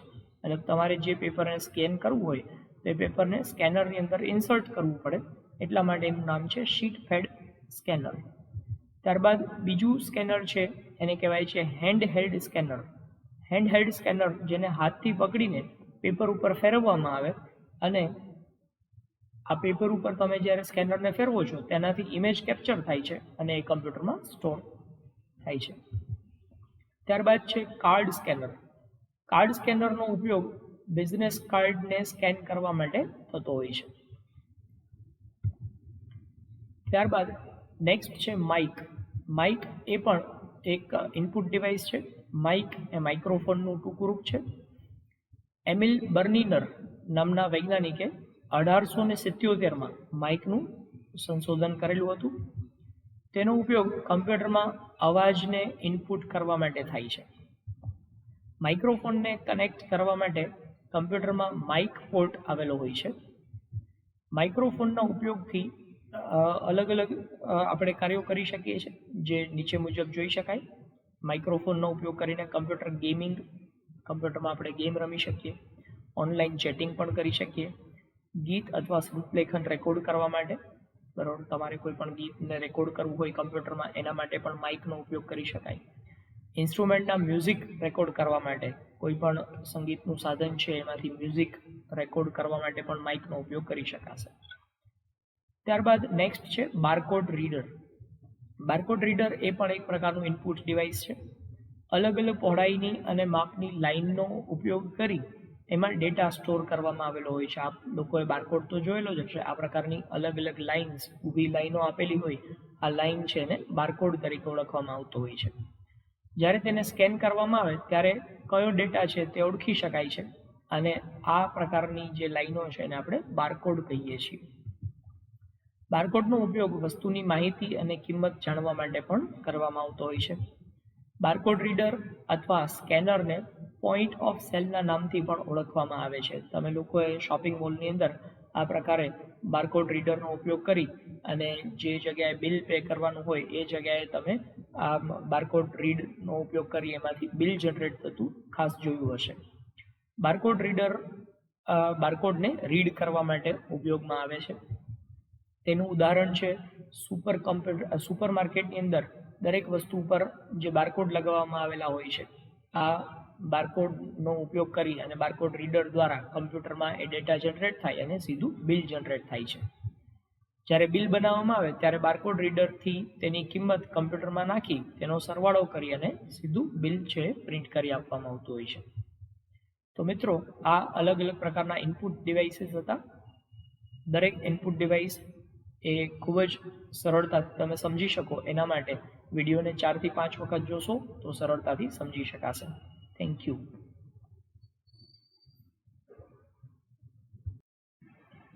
નમસ્કાર તાલીમાર્થી મિત્રો. ઔદ્યોગિક તાલીમ સંસ્થા રાજકોટથી હું આશિષ ગોરવાડિયા, ઇન્સ્ટ્રક્ટર એમ્પ્લોયબિલિટી સ્કિલ્સ. આજના સેશનમાં આપ સૌનું હાર્દિક સ્વાગત કરું છું. મિત્રો, આપણે લોકો શીખી રહ્યા છીએ સેમેસ્ટર 1માં ટોપિક 4. ટોપિકનું ટાઇટલ છે આઈટી લિટરસી, જેમાં ચેપ્ટર નંબર 16. ચેપ્ટરનું ટાઇટલ છે બેઝિક્સ ઓફ કમ્પ્યુટર પાર્ટ 5, જેમાં આપણે લોકો શીખવાના છીએ આઉટપુટ ડિવાઇસીસ ઓફ કમ્પ્યુટર. મતલબ કે કમ્પ્યુટરના અલગ અલગ પ્રકારના આઉટપુટ ડિવાઇસ કયા કયા છે એના વિશેની વાત આપણે અહીંયા શીખવાના છીએ. તો આવો મિત્રો સમજીએ આઉટપુટ ડિવાઇસીસ. તો આઉટપુટ ડિવાઇસીસ એટલે શું? તો જે અલગ સાધનોનો ઉપયોગ કરીને કમ્પ્યુટરમાંથી ડેટા આપણે મેળવી શકીએ એ દરેકને આઉટપુટ ડિવાઇસ તરીકે ઓળખવામાં આવે છે. ઇનપુટ ડિવાઇસ દ્વારા જે માહિતી આપવામાં આવેલી હોય, જે સૂચના આપવામાં આવેલી હોય એ સૌથી પહેલાં સીપીયુમાં દાખલ થાય છે. સીપીયુમાં તે ડેટા ઉપર પ્રક્રિયા કરી અને એનો જવાબ તૈયાર થાય છે. આ જવાબ પરત મેળવવો એટલે કમ્પ્યુટરનું આઉટપુટ. કમ્પ્યુટરને તમે જે સૂચના આપી છે એ સૂચના ઉપર પ્રક્રિયા થાય. એ પ્રક્રિયા થયા પછી કમ્પ્યુટર આપણને જે જવાબ આપે એ જવાબને આઉટપુટ કહેવાય. આ આઉટપુટ આપણને જે અલગ અલગ સાધનો દ્વારા મળે એ દરેક સાધનોને આઉટપુટ ડિવાઇસ તરીકે ઓળખવામાં આવે છે. તો જોઈએ અલગ અલગ પ્રકારના આઉટપુટ ડિવાઇસ, જેમાં સૌથી પહેલું આઉટપુટ ડિવાઇસ છે મોનિટર. કમ્પ્યુટરનો મુખ્ય આઉટપુટ ડિવાઇસ એ મોનિટર છે. મોનિટરમાં વપરાતી અલગ અલગ ટેકનોલોજી પ્રમાણે તેના પ્રકાર પાડવામાં આવેલા હોય છે, જેમાં સૌથી પહેલો પ્રકાર છે CRT મોનિટર, જેને કહેવાય છે CRT એટલે કેથોડ રે ટ્યુબ. બીજું છે LCD એટલે કે લિક્વિડ ક્રિસ્ટલ ડિસ્પ્લે મોનિટર, અને ત્યારબાદ છે LED એટલે લાઇટ એમિટિંગ ડાયોડ્સ. આમ 3 પ્રકારના મોનિટર છે. એમાં પહેલાની વાત કરીએ આપણે CRT, જેનો ફૂલ ફોર્મ થાય છે કેથોડ રે ટ્યુબ. સ્ટાન્ડર્ડ ગ્લાસ ટ્યુબવાળા ટેલિવિઝન અને CRT મોનિટર બંનેની કાર્ય કરવાની પ્રણાલી એક જ હોય છે. આપ લોકોએ જૂનું ટેલિવિઝન જે જોયું હશે, બરાબર, એ ટ્યુબવાળું ટેલિવિઝન જેને કહેવાતું, તો એ કેથોડ રે ટ્યુબ એટલે કે CRT એના દ્વારા બનાવવામાં આવતું હોય છે. એ જ પ્રકારે કમ્પ્યુટરનું મોનિટર પણ બનાવવામાં આવતું હતું. કાચની કેથોડ રે ટ્યુબમાં ઇલેક્ટ્રોન ગન્સ આવેલી હોય છે. જ્યારે તમે મોનિટર ચાલુ કરો ત્યારે તેમાંથી 3 પ્રકારના રંગ, લાલ, લીલો અને ભૂરો, આ 3 કલરના કિરણો નીકળે છે. CRT મોનિટરની પાછળનું પડ ઝિંક સલ્ફાઇડથી બનેલું હોય છે. તેના પર આવેલા ડોટ્સ પર આ કિરણો પડતા તે ચમકી ઉઠે છે અને તેનાથી ઇમેજ બને છે. CRT મોનિટરના ફાયદાઓ શું હતા? તો CRT મોનિટર ઇમેજના કલર અને ગ્રે સ્કેલ સારા પ્રોડ્યુસ કરે છે. CRTમાં પિક્સલ રિઝોલ્યુશન વધારે હોય છે. બીજા મોનિટર કરતાં સસ્તા છે. સાથે CRTના કંઈક ગેરફાયદાઓ પણ છે. વજનમાં ખૂબ જ ભારે હોય છે, જગ્યા વધારે રોકે છે, અને તેમાં દેખાતી ઇમેજ જે છે એ LCD જેટલી બ્રાઇટ ઇમેજ હોતી નથી. મતલબ ચિત્ર છે એ LCDની કમ્પેરિઝનમાં થોડુંક ધૂંધળું દેખાય છે. તેમાંથી નીકળતા કિરણો આંખ માટે નુકસાનકારક હોય છે. ત્યારબાદ બીજા પ્રકારનું જે મોનિટર છે LCD, લિક્વિડ ક્રિસ્ટલ ડિસ્પ્લે. અત્યારે સૌથી વધારે વપરાતા જે કમ્પ્યુટર મોનિટર છે એમાં LCDનો સમાવેશ થાય છે. LCDનો ઉપયોગ ઘડિયાળથી લઈને ટીવી સુધીના વિતરણમાં ઉપયોગ થાય છે. LCD મોનિટરમાં પોલરાઇઝ લાઇટનો ઉપયોગ કરવામાં આવે છે. LCDમાં કેટલાક લેયર આવેલા હોય છે, જેમાં 2 પોલરાઇઝ્ડ પેનલ, ફિલ્ટર અને ઇલેક્ટ્રોડ્સ હોય છે, જેની વચ્ચે લિક્વિડ ક્રિસ્ટલ રાખવામાં આવેલું હોય છે. LCD મોનિટરના ફાયદાઓ તો CRT કરતાં ઓછા પ્રમાણમાં પાવરનો ઉપયોગ કરે છે, વજનમાં હલકું હોય છે, ઇમેજને કોન્ટ્રાસ્ટ સારી રીતે કરી શકાય છે. LCD મોનિટરના ગેરફાયદાઓ જોઈએ તો વધારે ભરોસાપાત્ર નથી. આ ઉપરાંત એની સ્પીડ છે એ પણ ઓછી હોય છે. વધારાની લાઇટના માધ્યમની જરૂર પડે છે. ત્યારબાદનું મોનિટર છે LED monitor, light emitting diodes. LEDનું ફૂલ ફોર્મ થાય છે light emitting diodes. LED monitor દેખાવમાં LCD મોનિટર જેવા જ હોય છે, પરંતુ LED મોનિટરમાં ફ્લોરોસન્ટ લાઇટની જગ્યાએ લાઇટ એમિટિંગ ડાયોડનો ઉપયોગ કરવામાં આવતો હોય છે. LED મોનિટરના ફાયદાઓ જોઈએ તો LED મોનિટર એ LCD મોનિટર કરતાં પાતળા હોય છે. LED વધારે સારું પિક્ચર ડિસ્પ્લે કરે છે. તે ભરોસાપાત્ર અને એફિશિયન્ટ હોય છે. LCD મોનિટર કરતાં 70% ઓછો પાવર આ LED ઉપયોગ કરે છે. LED મોનિટરના ગેરફાયદાઓ પણ છે. માત્ર 16 હેક્સાડેસિમલ નંબર જ ઉપયોગ કરે છે. વાતાવરણને દૂષિત કરવાનું કામ કરે છે અને વેસ્ટ વધારે નીકળે છે આનાથી. ત્યારબાદ નેક્સ્ટ આઉટપુટ ડિવાઇસ છે પ્રિન્ટર. પ્રિન્ટર એક હાર્ડવેર ડિવાઇસ છે જેનો ઉપયોગ કમ્પ્યુટરમાં રહેલો જે સોફ્ટ કોપીનો ડેટા છે એની પ્રિન્ટઆઉટ તૈયાર કરવા માટે આનો ઉપયોગ કરવામાં આવે છે. પ્રિન્ટર દ્વારા યુઝર કોઈ પણ લેટર, ફાઇલ કે પિક્ચરની પ્રિન્ટ કાઢી શકે છે. પ્રિન્ટરના મુખ્ય 2 પ્રકાર છે, ઇમ્પેક્ટ પ્રિન્ટર અને નોન ઇમ્પેક્ટ પ્રિન્ટર. તો ઇમ્પેક્ટ પ્રિન્ટર એટલે શું? ઇમ્પેક્ટ કરવું એટલે કોઈ પણ વસ્તુ પર દબાણ આપી અને તેની છાપ ઊભી કરવી, એને ઇમ્પેક્ટ ઊભી કરી એમ કહેવાય. આ પ્રકારના પ્રિન્ટરમાં અક્ષરોની છાપ લેવા માટેનું સાધન અને પેપર વચ્ચે ઇંક રિબનનો ઉપયોગ કરવામાં આવે છે. આથી પેપર પર અક્ષર પ્રિન્ટ થાય છે. એ પ્રિન્ટની જે ઇંક રિબિન છે એ રિબિન ઉપર અક્ષરને ચપકારવામાં આવે, અથડાવવામાં આવે અને એનાથી પેપર ઉપર એની પ્રિન્ટ ક્રિએટ થાય. ઇમ્પેક્ટ પ્રિન્ટર નીચે મુજબના હોય છે, જેમાં ડિઝીવિલ પ્રિન્ટર, ડોટ મેટ્રિક્સ પ્રિન્ટર અને ઇન્કજેટ પ્રિન્ટર, આમ 3 પ્રકારના પ્રિન્ટરનો સમાવેશ થાય છે. આ ત્રણેય ઇમ્પેક્ટ પ્રિન્ટરના જ પ્રકારો છે. તો ત્રણેયને આપણે એક પછી એક સમજીએ. સૌથી પહેલું છે ડેઇઝીવિલ પ્રિન્ટર. ડેઇઝીવિલ આ પ્રકારના પ્રિન્ટરમાં ઇમ્પેક્ટ કમ્પોનન્ટ તરીકે એક વ્હીલનો ઉપયોગ કરવામાં આવતો હોય છે. આપ જોઈ શકો છો આ ચિત્રની અંદર, આ વ્હીલની અંદર અલગ અલગ પ્રકારના જે અક્ષરો છે એ દરેક અક્ષરને એક પેટલ ઉપર છાપવામાં આવેલો છે, જેમાં અલગ અલગ પ્રકારની જે પટ્ટી છે એ પટ્ટીના અંત ભાગમાં એક અક્ષર કે એક સંજ્ઞા છાપવામાં આવેલી હોય છે. આપ જોઈ શકો છો અહીંયા દરેક પટ્ટી છે એ પટ્ટીના અંત ભાગમાં અહીંયા ટોપ ઉપર એક અક્ષર અથવા કોઈ સંજ્ઞા છે એ છાપેલી હોય છે. આ દરેક પટ્ટીને પેટલ તરીકે ઓળખવામાં આવે છે. આ વ્હીલ જે કમ્પોનન્ટ સાથે જોડવામાં આવતું હોય તેને પ્રિન્ટ હેડ તરીકે ઓળખવામાં આવે છે. પ્રિન્ટ હેડ તે વ્હીલને સિગ્નલ પહોંચાડવાનું કામ કરે છે અને ચોક્કસ અક્ષર છાપવા માટે વ્હીલને રોટેટ કરવાનું કામ કરે છે. આ વ્હીલ અને પેપર વચ્ચે ઇંકવાળી રિબિન રાખવામાં આવેલી હોય છે અને આ ઇંકવાળી રિબિન ઉપર આ પેટલ અથડાતા અક્ષરની છાપ ઊભી કરે છે. દરેક પેટલ પરના અક્ષરની છાપ લેવા માટે તેના પર દબાણ આપવું જરૂરી હતું. આથી આ વ્હીલ પાછળ સોલેનોઇડ નામનું ઇલેક્ટ્રોનિક મિકેનિકલ સાધન એનો ઉપયોગ થતો. તે હથોડી જેવું કામ કરતું. એ હથોડી જેવું જે સાધન છે એ આ પેટલ ઉપર અથડાય અને કાગળ ઉપર એની છાપ ઊભી કરે. આ પ્રકારના પ્રિન્ટરની સ્પીડ દર સેકન્ડ પર લખાતા અક્ષરો દ્વારા માપવામાં આવે છે, જેને CPS એટલે કે કેરેક્ટર પર સેકન્ડ તરીકે ઓળખવામાં આવે. પ્રિન્ટર દ્વારા મળતી પ્રિન્ટ લેટર ક્વોલિટી તરીકે ઓળખવામાં આવે છે. ત્યારબાદ બીજા પ્રકારનું જે પ્રિન્ટર છે એને કહેવાય છે ડોટ મેટ્રિક્સ પ્રિન્ટર. આ પ્રકારના પ્રિન્ટર કોઈ પણ કેરેક્ટર કે ઇમેજ નાના નાના ડોટ્સ દ્વારા તૈયાર કરવામાં આવે છે.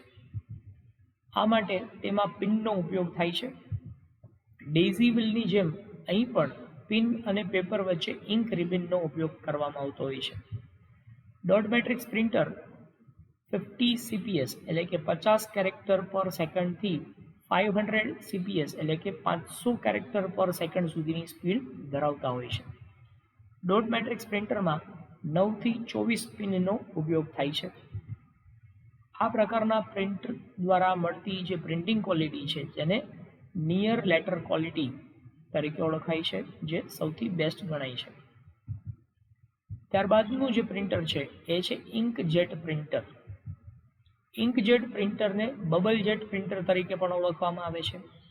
આ પ્રિન્ટર દ્વારા પેપર પર પ્રિન્ટિંગ ઇમેજ ઇંકના ડ્રોપ્સથી બનાવવામાં આવે છે. મતલબ કે શાહીના જે ડ્રોપ્સ છે એને આ કાગળ ઉપર ઉઠાવવામાં આવતા હોય છે. ઇન્કજેટ પ્રિન્ટરના મુખ્યત્વે નીચેના પાર્ટ્સ જોવા મળે છે, જેમાં પ્રિન્ટર હેડ અથવા તો ઇંક કાર્ટ્રીજ જેને કહેવાય, હેડ કેરિયેજ બેલ્ટ અને step motor, paper feed mechanism, controller, interface અને પાવર સર્કિટ, આ બધા એના અલગ અલગ ભાગ છે. ત્યારબાદ નેક્સ્ટ જે પ્રિન્ટર છે એને કહેવાય છે non impact printer. Non impact એટલે શબ્દ પોતે જ દર્શાવે છે કે જેમાં કાગળ ઉપર એની ઇમેજ ક્રિએટ કરવા માટે કાગળને પ્રેસ કરવામાં આવતું નથી, એને દબાણ આપવામાં આવતું નથી. આ પ્રકારના પ્રિન્ટરમાં કોઈ પણ પ્રકારના દબાણ દ્વારા પેપર પર છાપ ઊભી કરવામાં આવતી નથી. આ ઉપરાંત ઇંક રિબનનો પણ ઉપયોગ થતો નથી. ઇમ્પેક્ટ પ્રિન્ટરમાં પ્રિન્ટની ક્વોલિટી વધારે સારી મળે છે, તે ઝડપથી કામ કરે છે.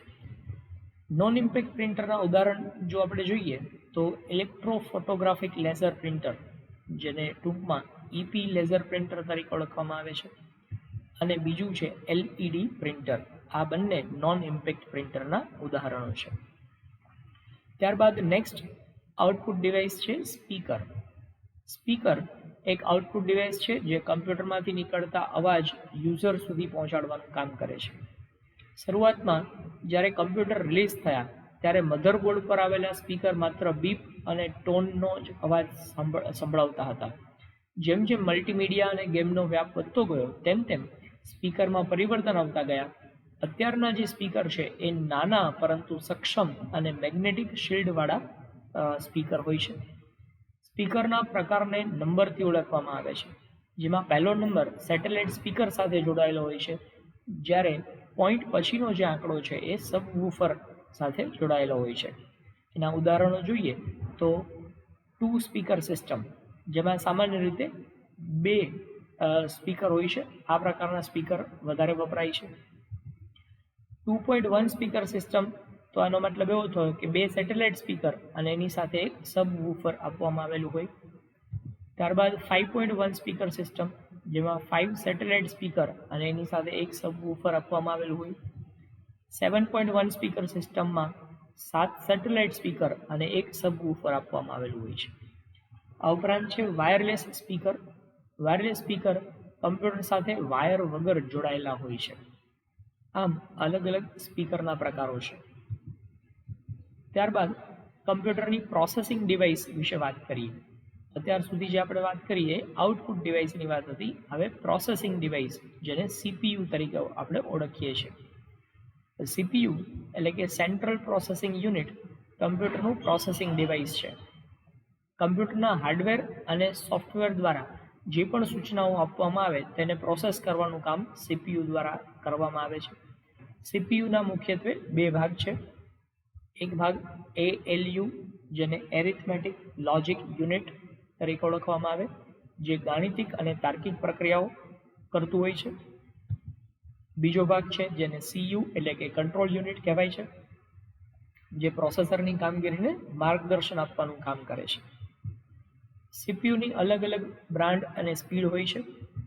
CPUના ઉદાહરણો જોઈએ તો ઇન્ટેલ દ્વારા બનાવવામાં આવતું પેન્ટિયમ અને સેલેરોન પ્રોસેસર, એવી રીતે AMD દ્વારા બનાવવામાં આવતું એથલોન પ્રોસેસર, આ બધા CPUના ઉદાહરણો છે. પ્રોસેસર સિલિકોન ધાતુમાંથી બનાવવામાં આવતું હોય છે. જ્યારે પ્રોસેસર કામ કરતું હોય ત્યારે તે ગરમી ઉત્પન્ન કરે છે.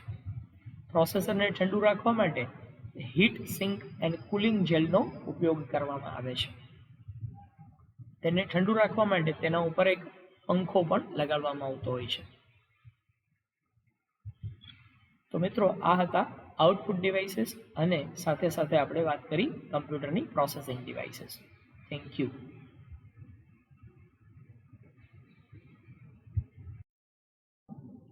નમસ્કાર તાલીમાર્થી મિત્રો. ઔદ્યોગિક તાલીમ સંસ્થા રાજકોટથી હું આશિષ ગોરવાડિયા, ઇન્સ્ટ્રક્ટર એમ્પ્લોયબિલિટી સ્કિલ્સ. આજના સેશનમાં આપ સૌનું હાર્દિક સ્વાગત કરું છું. મિત્રો, આજના સેશનમાં આપણે લોકો શીખી રહ્યા છીએ સેમેસ્ટર 1માં ટોપિક 4. ટોપિકનું ટાઇટલ છે IT લિટરસી, જેમાં ચેપ્ટર નંબર 16. ચેપ્ટરનું ટાઇટલ છે બેઝિક્સ ઓફ કમ્પ્યુટર, જેમાં પાર્ટ 6. પાર્ટ 6માં આપણે લોકો શીખવાના છીએ સ્ટોરેજ ડિવાઇસીસ ઓફ કમ્પ્યુટર. મતલબ કમ્પ્યુટરમાં ડેટા સ્ટોર કરવા માટે જે અલગ અલગ સાધનોનો ઉપયોગ થાય છે એ આપણે અહીંયા સમજવાના છીએ. તો મિત્રો, સમજીએ સ્ટોરેજ ડિવાઇસીસ. તો મિત્રો, તમારી સામે ચિત્રમાં અલગ અલગ પ્રકારના સ્ટોરેજ ડિવાઇસીસ આપવામાં આવ્યા છે. દરેક વિશે આપણે એક પછી એક સમજૂતી મેળવીએ. તો types of storage devices. Storage ડિવાઇસીસમાં આપણે આપણો ડેટા પરમેનન્ટલી સ્ટોર કરી શકીએ છીએ.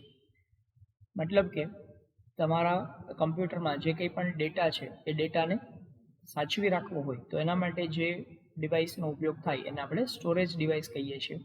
સ્ટોરેજ ડિવાઇસીસ 3 પ્રકારના હોય છે. પહેલું છે MSD એટલે કે મેગ્નેટિક સ્ટોરેજ ડિવાઇસીસ. બીજું છે OSD, એનો મતલબ થાય ઓપ્ટિકલ સ્ટોરેજ ડિવાઇસીસ. અને ત્રીજું છે SSD એટલે સોલિડ સ્ટેટ સ્ટોરેજ ડિવાઇસીસ. તો આમ 3 પ્રકારના સ્ટોરેજ ડિવાઇસીસ હોય છે. દરેક વિશે આપણે સમજૂતી મેળવીએ. સૌથી પહેલી વાત કરીએ magnetic storage devices. Magnetic storage device મોટી સાઇઝના ડેટાને સ્ટોર કરવાનું કામ સરળ કરે છે. મેગ્નેટિક સ્ટોરેજ ડિવાઇસમાં મેગ્નેટિક ટેપ, હાર્ડ ડિસ્ક અને ફ્લોપી ડિસ્કનો સમાવેશ થાય છે. હાર્ડ ડિસ્ક, જેને ટૂંકમાં HDD તરીકે ઓળખવામાં આવે છે. હાર્ડ ડિસ્કમાં તમે તમારો ડેટા પરમેનન્ટલી સ્ટોર કરી શકો છો અને ઝડપથી પ્રાપ્ત પણ કરી શકો છો. હાર્ડ ડિસ્ક મુખ્ય 3 ભાગમાં એ ડેટા સ્ટોર થતો હોય છે. એમાં 3 ભાગ આવેલા હોય છે. પહેલો ભાગ છે એને કંટ્રોલર કહેવાય, બીજો ભાગ છે એને હાર્ડ ડિસ્ક કહેવાય અને ત્રીજો ભાગ છે એને હોસ્ટ એડેપ્ટર તરીકે ઓળખવામાં આવે છે. હાર્ડ ડિસ્ક બે પ્રકારની હોય છે. એક પાટા, જેને PATA એનું ફૂલ ફોર્મ થાય છે પેરેલલ એડવાન્સ્ડ ટેકનોલોજી અટેચમેન્ટ, અને બીજા પ્રકારની હાર્ડ ડિસ્ક છે એ છે SATA serial advanced technology attachment. હવે આપણે આ બંને હાર્ડ ડિસ્ક વિશેની સમજૂતી મેળવીએ.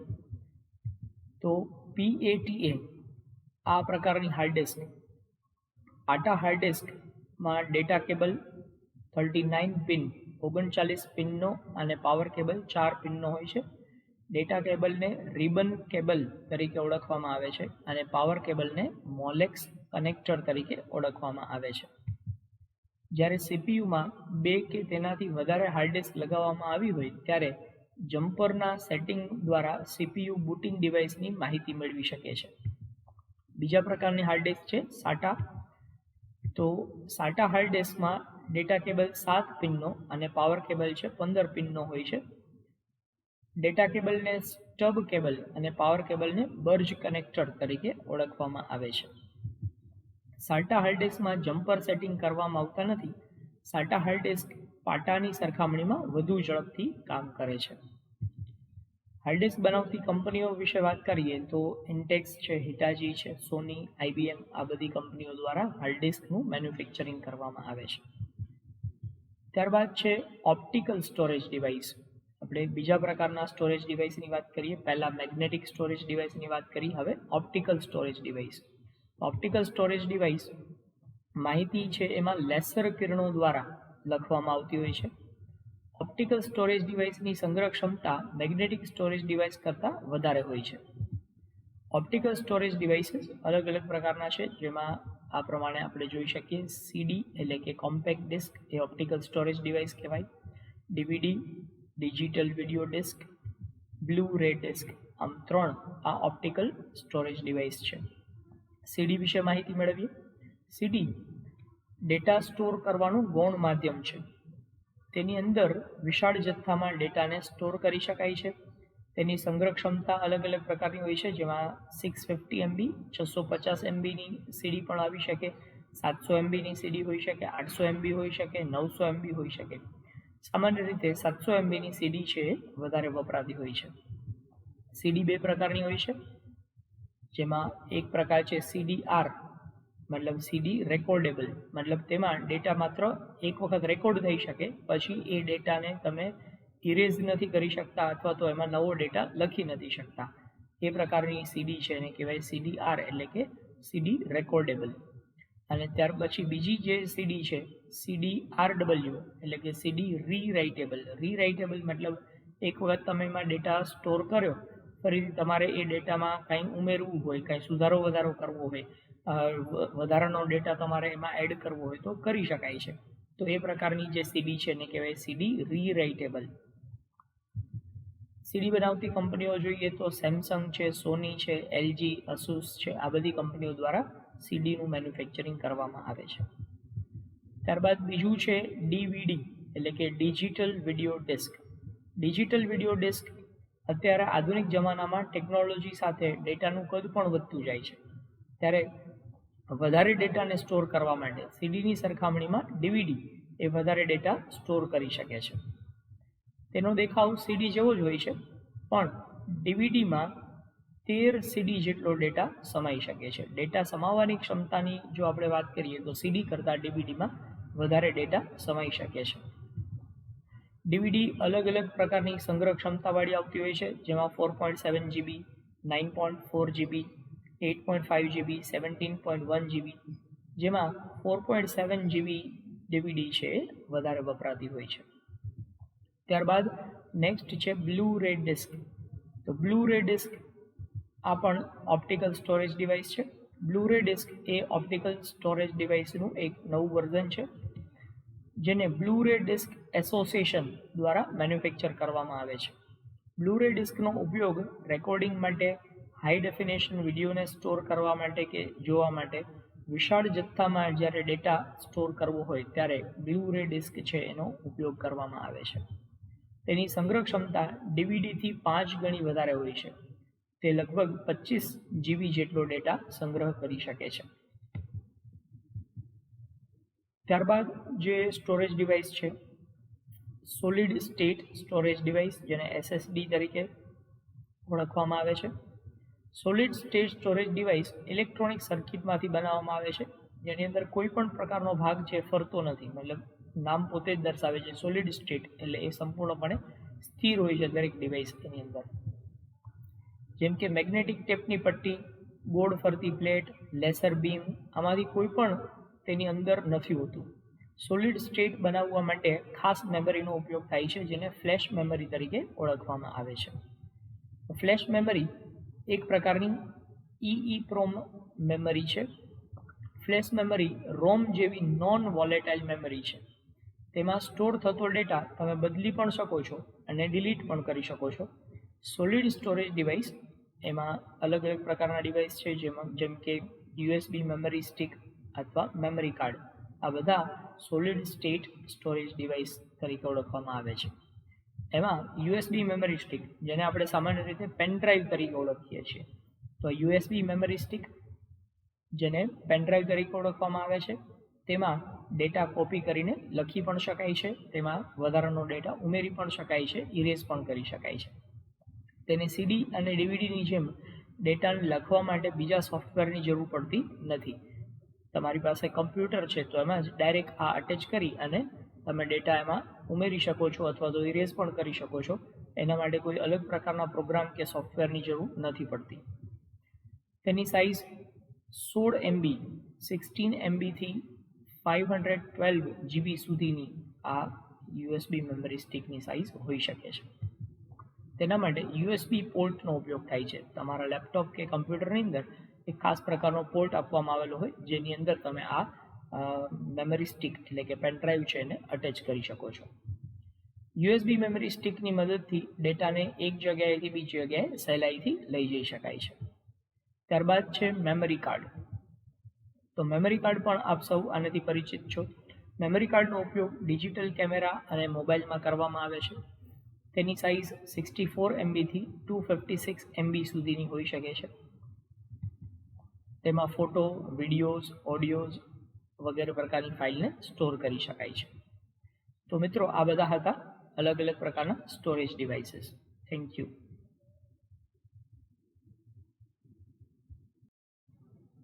નમસ્કાર તાલીમાર્થી મિત્રો.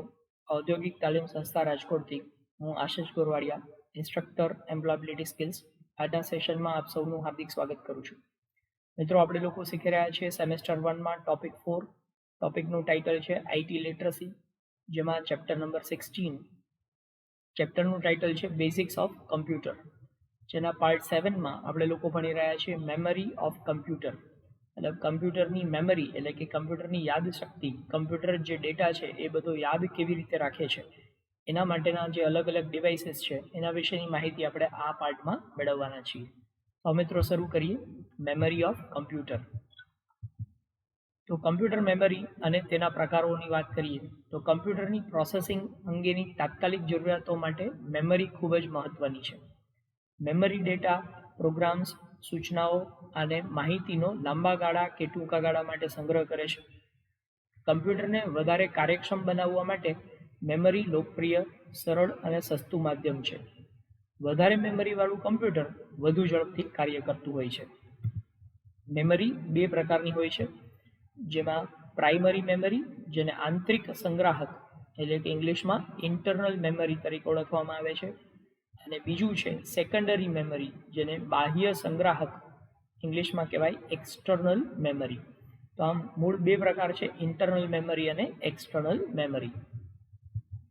તો પ્રાઇમરી મેમરી એટલે કે ઇન્ટરનલ મેમરી વિશે આપણે વાત કરીએ તો પ્રાઇમરી મેમરી એ એવી મેમરી છે જેને પ્રોસેસર અથવા CPU ડાયરેક્ટલી એક્સેસ કરે છે. મતલબ કે કમ્પ્યુટરના પ્રોસેસર કે CPUની અંદર ડાયરેક્ટ અટેચ થયેલી જે મેમરી છે એ પ્રાઇમરી મેમરી છે. પ્રાઇમરી મેમરીમાં તમારો ડેટા ટૂંકા ગાળા માટે સ્ટોર થાય છે. જે પણ પ્રોગ્રામ હાલમાં રન થતો હોય તે પ્રાઇમરી મેમરીમાં હોય છે. પ્રાઇમરી મેમરી મુખ્ય 3 પ્રકારની હોય છે, જેમાં કેશ મેમરી, સામાન્ય રીતે કેચ અથવા કેશ એવા શબ્દોનો પ્રયોગ કરીએ છીએ આપણે, કેશ મેમરી અથવા કેચ મેમરી. બીજું છે રેમ, રેન્ડમ એક્સેસ મેમરી. ત્રીજું છે ROM, read only memory. Cache memory વિશે આપણે વાત કરીએ તો કેશ મેમરી એક હાઈ સ્પીડ સ્ટોરેજ મિકેનિઝમ છે. તે મેઇન મેમરી કરતાં વધારે ઝડપથી કાર્ય કરે છે. તેનો ઉપયોગ જે પણ સૂચના અને ડેટા એક્ઝિક્યુટ થવાનો છે તેનો ટૂંકા ગાળા માટે સંગ્રહ કરવા માટે થાય છે. કેશ મેમરીના બે પ્રકારો છે, જેમાં પહેલું મેમરી કેશિંગ અને ડિસ્ક કેશિંગ. તો મેમરી કેશિંગ એનું બીજું નામ કેશ સ્ટોર અથવા રેમ કેશ છે, જેને હાઈ સ્પીડ ધરાવતી SRAM એટલે કે સ્ટેટિક રેન્ડમ એક્સેસ મેમરીનો ઉપયોગ કરીને બનાવવામાં આવે છે. જે પણ પ્રોગ્રામ કે સૂચનાનો વારંવાર જરૂર પડતી હોય તે પ્રકારની સૂચના કે તે પ્રકારના પ્રોગ્રામ એ આ મેમરીની અંદર સાચવવામાં આવતા હોય છે. ત્યારબાદ છે ડિસ્ક કેશિંગ. ડિસ્ક કેશિંગ એક પ્રકારની કેશ મેમરી છે, જેનો ઉપયોગ ડેટાને હાર્ડ ડિસ્કમાંથી રીડ કે રાઇટ કરવાની પ્રક્રિયાને ઝડપી બનાવવા માટે થાય છે. ડિસ્ક કેશની સાઇઝ 128 MB થી 1 GB સુધીની હોઈ શકે છે. સૌથી વધારે વપરાતા અને હાલમાં વપરાયેલા પ્રોગ્રામ ડિસ્ક કેશમાં સ્ટોર થાય છે. જે પ્રોગ્રામનો સૌથી વધારે ઉપયોગ થતો હોય અથવા તો જે રિસેન્ટલી ઉપયોગ થયેલો હોય એ બધા પ્રોગ્રામ છે એ ડિસ્ક કેશની અંદર સ્ટોર થતા હોય છે. ત્યારબાદ રેમ એટલે કે random access memory. Random access memory CPU દ્વારા વપરાતા ડેટા અને પ્રોગ્રામને ટૂંકા ગાળા માટે સ્ટોર કરે છે. Random access memory volatile memory છે, એટલે કે તેનામાં સ્ટોર થયેલો ડેટા અને પ્રોગ્રામ કમ્પ્યુટરને બંધ કરતા ભૂસાઈ જાય છે. રેમમાં જે કંઈ પણ ડેટા પડ્યો હશે તો કમ્પ્યુટરને તમે બંધ કરશો તો કમ્પ્યુટરમાં તે ડેટા ભૂસાઈ જશે. વધારે રેમનો મતલબ છે કે તે તમારી સિસ્ટમનું પરફોર્મન્સ વધારે છે અને વધારે પ્રમાણમાં પ્રોગ્રામ અને ફાઇલને સ્ટોર કરી શકે છે. ટૂંકમાં જો તમારા કમ્પ્યુટરમાં રેમ વધારે હોય તો મતલબ કે તમારા કમ્પ્યુટરનું પરફોર્મન્સ વધારે છે. રેમના બે પ્રકારો હોય છે, એક છે સ્ટેટિક રેન્ડમ એક્સેસ મેમરી અને બીજું છે dynamic random access memory. Static random access memory જે છે એ એક પ્રકારની સેમિકન્ડક્ટર મેમરી છે, જે બીટને સ્ટોર કરવા માટે ફ્લોપીનો ઉપયોગ કરે છે.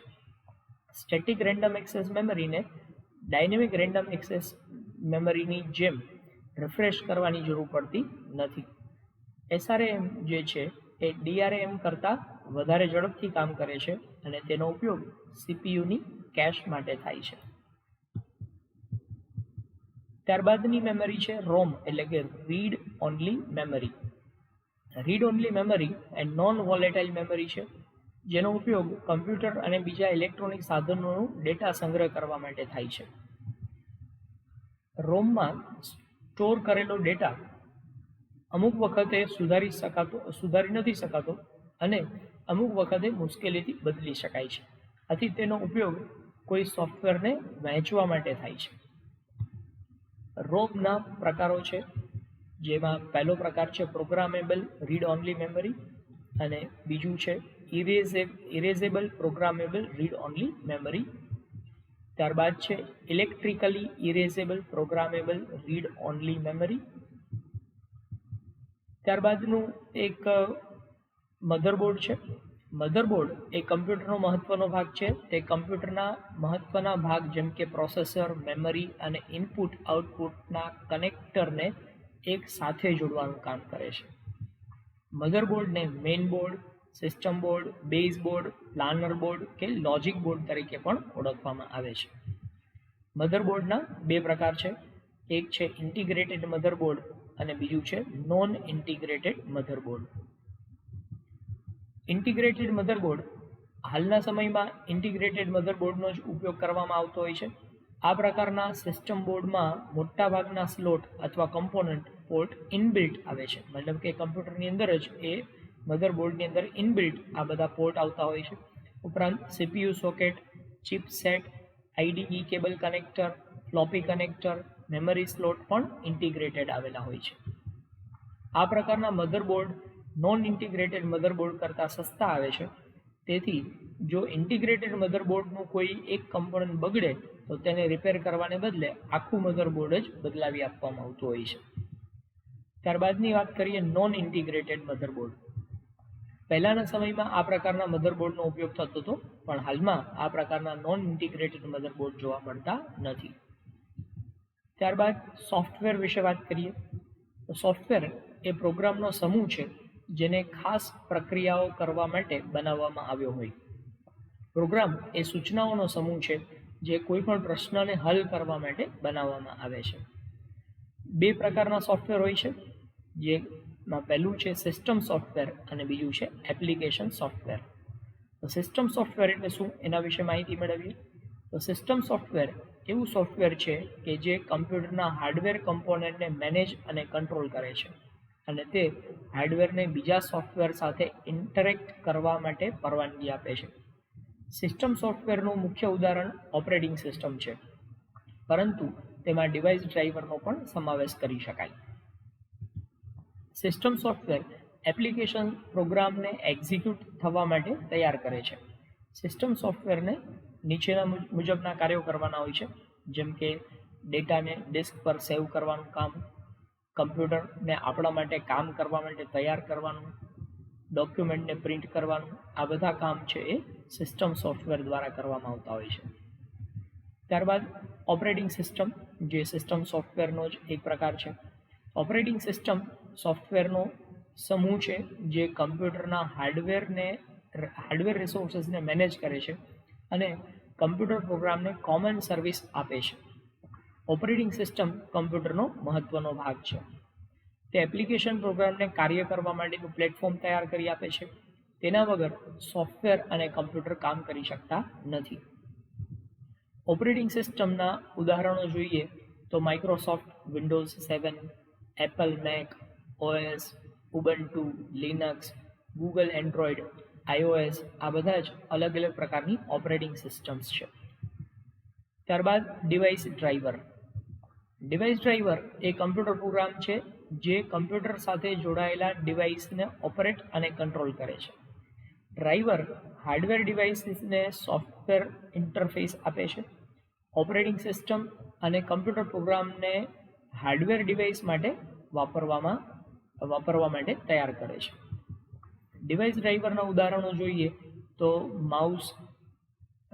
માઉસનું ડ્રાઈવર હોઈ શકે, કીબોર્ડ હોઈ શકે, વિડીયોનું ડ્રાઈવર હોઈ શકે, કાર્ડ ડ્રાઈવર હોઈ શકે, એવી રીતે સાઉન્ડ કાર્ડ ડ્રાઈવર હોઈ શકે. આ અલગ અલગ પ્રકારના જે હાર્ડવેર આપણે ઉપયોગ કરવાના છે કમ્પ્યુટરની અંદર, એના જો ડ્રાઈવર્સ અવેલેબલ હશે તો જ એ હાર્ડવેર આપણે ઉપયોગ કરી શકીશું.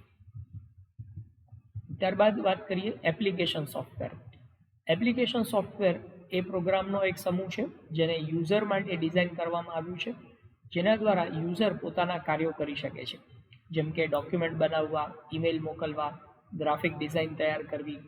આ માટે અલગ અલગ પ્રકારના સોફ્ટવેરનો આપણે રોજિંદી જિંદગીમાં ઉપયોગ કરતા હોઈએ છીએ. આપણે દરેકના ઉદાહરણોથી તપાસીએ. દાખલા તરીકે વર્ડ પ્રોસેસર, ઉદાહરણ છે માઇક્રોસોફ્ટ વર્ડ અથવા ઓપન ઓફિસ રાઇટર, જેનો ઉપયોગ તમે લેટર ટાઈપ કરવા માટે, રિઝ્યુમ બનાવવા માટે, બુક લખવા માટે કરી શકો. તેમાં ટેબલ પણ બનાવી શકાય અને ઇમેજીસ પણ મૂકી શકાય. તો આ પહેલા પ્રકારનું સોફ્ટવેર છે એપ્લિકેશન સોફ્ટવેર વર્ડ પ્રોસેસર. એવી રીતે સ્પ્રેડશીટ સોફ્ટવેર, જેનું ઉદાહરણ છે માઇક્રોસોફ્ટ એક્સેલ અથવા ઓપન ઓફિસ કોલ, જેનો ઉપયોગ તમે નંબરની ગણતરી કરવા માટે, બજેટ બનાવવા માટે, માર્કશીટ તૈયાર કરવા માટે, હિસાબ કરવા માટે અલગ અલગ પ્રકારના એક્સેલના સોફ્ટવેર છે. ત્યારબાદ ગ્રાફિક્સ સોફ્ટવેર. ગ્રાફિક્સ સોફ્ટવેરનું ઉદાહરણ જોઈએ તો Microsoft Paint, Adobe Photoshop, Corel, Paintshop Pro, આ બધા જ ફોટોગ્રાફને સુધારવા માટે, એમાં નવી ઇફેક્ટ આપવા માટે, અલગ અલગ પ્રકારના ગ્રાફિક્સ તૈયાર કરવા માટે આ સોફ્ટવેરનો ઉપયોગ થાય છે. ત્યારબાદ છે વેબ ડિઝાઇન સોફ્ટવેર, જેમાં Adobe Dreamweaver, PageBreeze, Microsoft ASP.NET, આ બધા જ અલગ અલગ પ્રકારના વેબ ડિઝાઇન તૈયાર કરવા માટેના સોફ્ટવેર્સ છે. ત્યારબાદ પ્રેઝન્ટેશન સોફ્ટવેરની વાત કરીએ તો પ્રેઝન્ટેશન સોફ્ટવેરમાં પાવર પોઈન્ટ છે, એપલ વર્ક્સ, ફ્લેશ, હાઇપરકાર્ડ, આ બધાનો ઉપયોગ આપણે કરી શકીએ. અથવા તો સ્લાઇડનો મલ્ટીમીડિયા સ્ટેક બનાવવા માટેનો ઉપયોગ કરી શકીએ, જે એક સ્લાઇડ શો બનાવવા માટે અને સ્લાઇડ શોનું પ્રેઝન્ટેશન કરવા માટે એનો ઉપયોગ કરવામાં આવતો હોય છે. ત્યારબાદ છે ઇન્ટરનેટ બ્રાઉઝર. ઇન્ટરનેટ બ્રાઉઝરના ઉદાહરણ તરીકે આપણે જોઈએ તો નેટસ્કેપ છે, Netscape navigator, MS interface explorer, Google chrome, આ બધા જ એ વેબનું સર્ફિંગ કરવા માટે, ઇન્ટરનેટ સર્ફ કરવા માટે ઉપયોગમાં લેવામાં આવતો હોય છે. તેનો ઉપયોગ ઈમેલ વાંચવા માટે કે કોઈ પણ વેબ પેજને જોવા માટે કરવામાં આવે છે.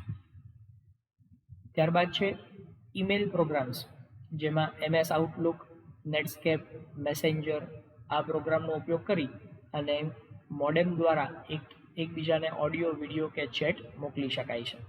તો આમ અલગ અલગ પ્રકારના એપ્લિકેશન સોફ્ટવેરનો ઉપયોગ કરી અને આપણે કમ્પ્યુટર પાસેથી અલગ અલગ કાર્યો લઈ શકીએ છીએ. ત્યારબાદ આપણે વાત કરીએ ડેટા યુનિટ. તો કમ્પ્યુટરમાં જે ડેટા સ્ટોર થાય છે એને ગણતરી કરવા માટે અલગ અલગ પ્રકારના યુનિટ તૈયાર કરવામાં આવેલા છે, જેમાં બીટ બરાબર 0 અથવા 1, 4 બીટ જ્યારે ભેગા થાય ત્યારે એને એક નિબલ તરીકે ઓળખવામાં આવે. 4 બીટ એટલે એક નિબલ. આવા 8 બીટ હોય તો એને 1 બાઇટ તરીકે ઓળખવામાં આવે છે. 8 બીટ બરાબર 1 બાઇટ. આવા 1024 બાઇટ, 1024 બાઇટ્સ જ્યારે ભેગા થાય ત્યારે એને 1 કિલોબાઇટ તરીકે ઓળખવામાં આવે. 1024 કિલોબાઇટ હોય તો 1 મેગાબાઇટ બને. એવી રીતે 1024 મેગાબાઇટ જ્યારે ભેગા થાય ત્યારે 1 ગીગાબાઇટ બને, જેને આપણે GB તરીકે ઓળખીએ છીએ. તો 1 ગીગાબાઇટ એટલે 1024 મેગાબાઇટ. એવી રીતે 1024 ગીગાબાઇટ જ્યારે ભેગા થાય ત્યારે 1 ટેરાબાઇટ એટલે કે 1 TB જેટલું એ સ્ટોરેજ થાય. એવી રીતે 1024 ટેરાબાઇટ બરાબર 1 પીટાબાઇટ, અને એવી રીતે 1024 પીટાબાઇટ બરોબર 1 એક્ઝાબાઇટ. 1024 એક્ઝાબાઇટ જ્યારે ભેગા થાય ત્યારે 1 ઝેટાબાઇટ બને, અને 1024 ઝેટાબાઇટ જો ભેગા થાય તો 1 યેટાબાઇટ જેટલું એ સ્ટોરેજ થયું કહેવાય, એટલો ડેટા એ બન્યો કહેવાય. તો આમ આ બધા જ યુનિટ્સ છે, તમારે લોકોને યાદ રાખવાના છે. એક્ઝામમાં તમને આ યુનિટ વિશે ખાસ પૂછી શકાય. તો આ રીતે કમ્પ્યુટરના અલગ અલગ પ્રોગ્રામ, સોફ્ટવેર અને ડેટા યુનિટની માહિતી મેળવી. Thank you.